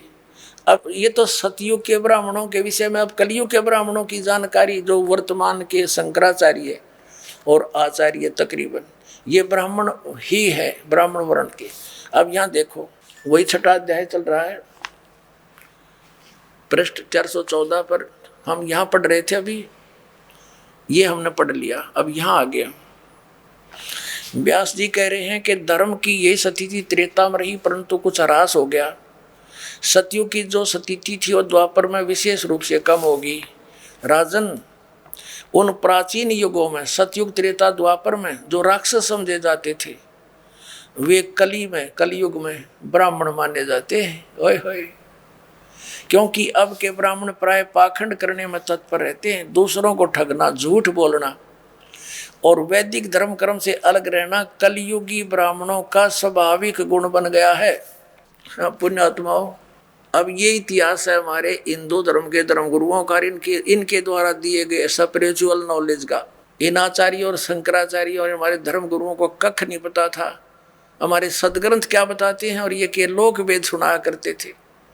ये क्या कहते हैं कि जीव ही ब्रह्म है, अयम आत्मा ब्रह्म, ये आत्मा ही परमात्मा है। और फिर दूसरी तरफ कहते हैं श्री कृष्ण की, श्री विष्णु जी की और श्री शंकर भगवान की पूजा करनी चाहिए। बताओ, और उधर देवी की पूजा करते हैं और इनको भगवान बताते हैं। इनके विषय में लिखा है, स्पष्ट है कि ये भगवान है ही नहीं, जिनको ये भगवान बनाकर हमें पूजवाया करते थे। तो पुण्यात्माओं, ये सौभाग्य आपका कि परमात्मा ने आपको शिक्षित किया, इस दास को अध्यात्म ज्ञान युक्त किया। अब देखना पूरे विश्व में यह ज्ञान जाएगा और सब मानव का कल्याण हो जाएगा। बोलो सतगुरुदेव।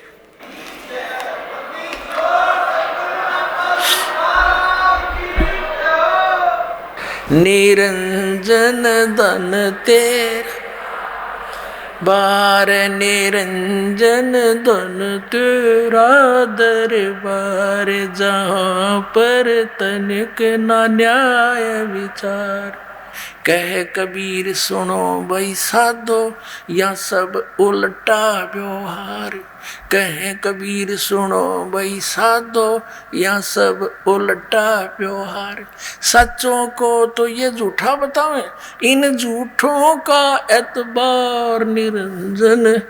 धन तेरा दरबार निरंजन, धन तेरा दरबार जहाँ पर तनिक न न्याय विचार।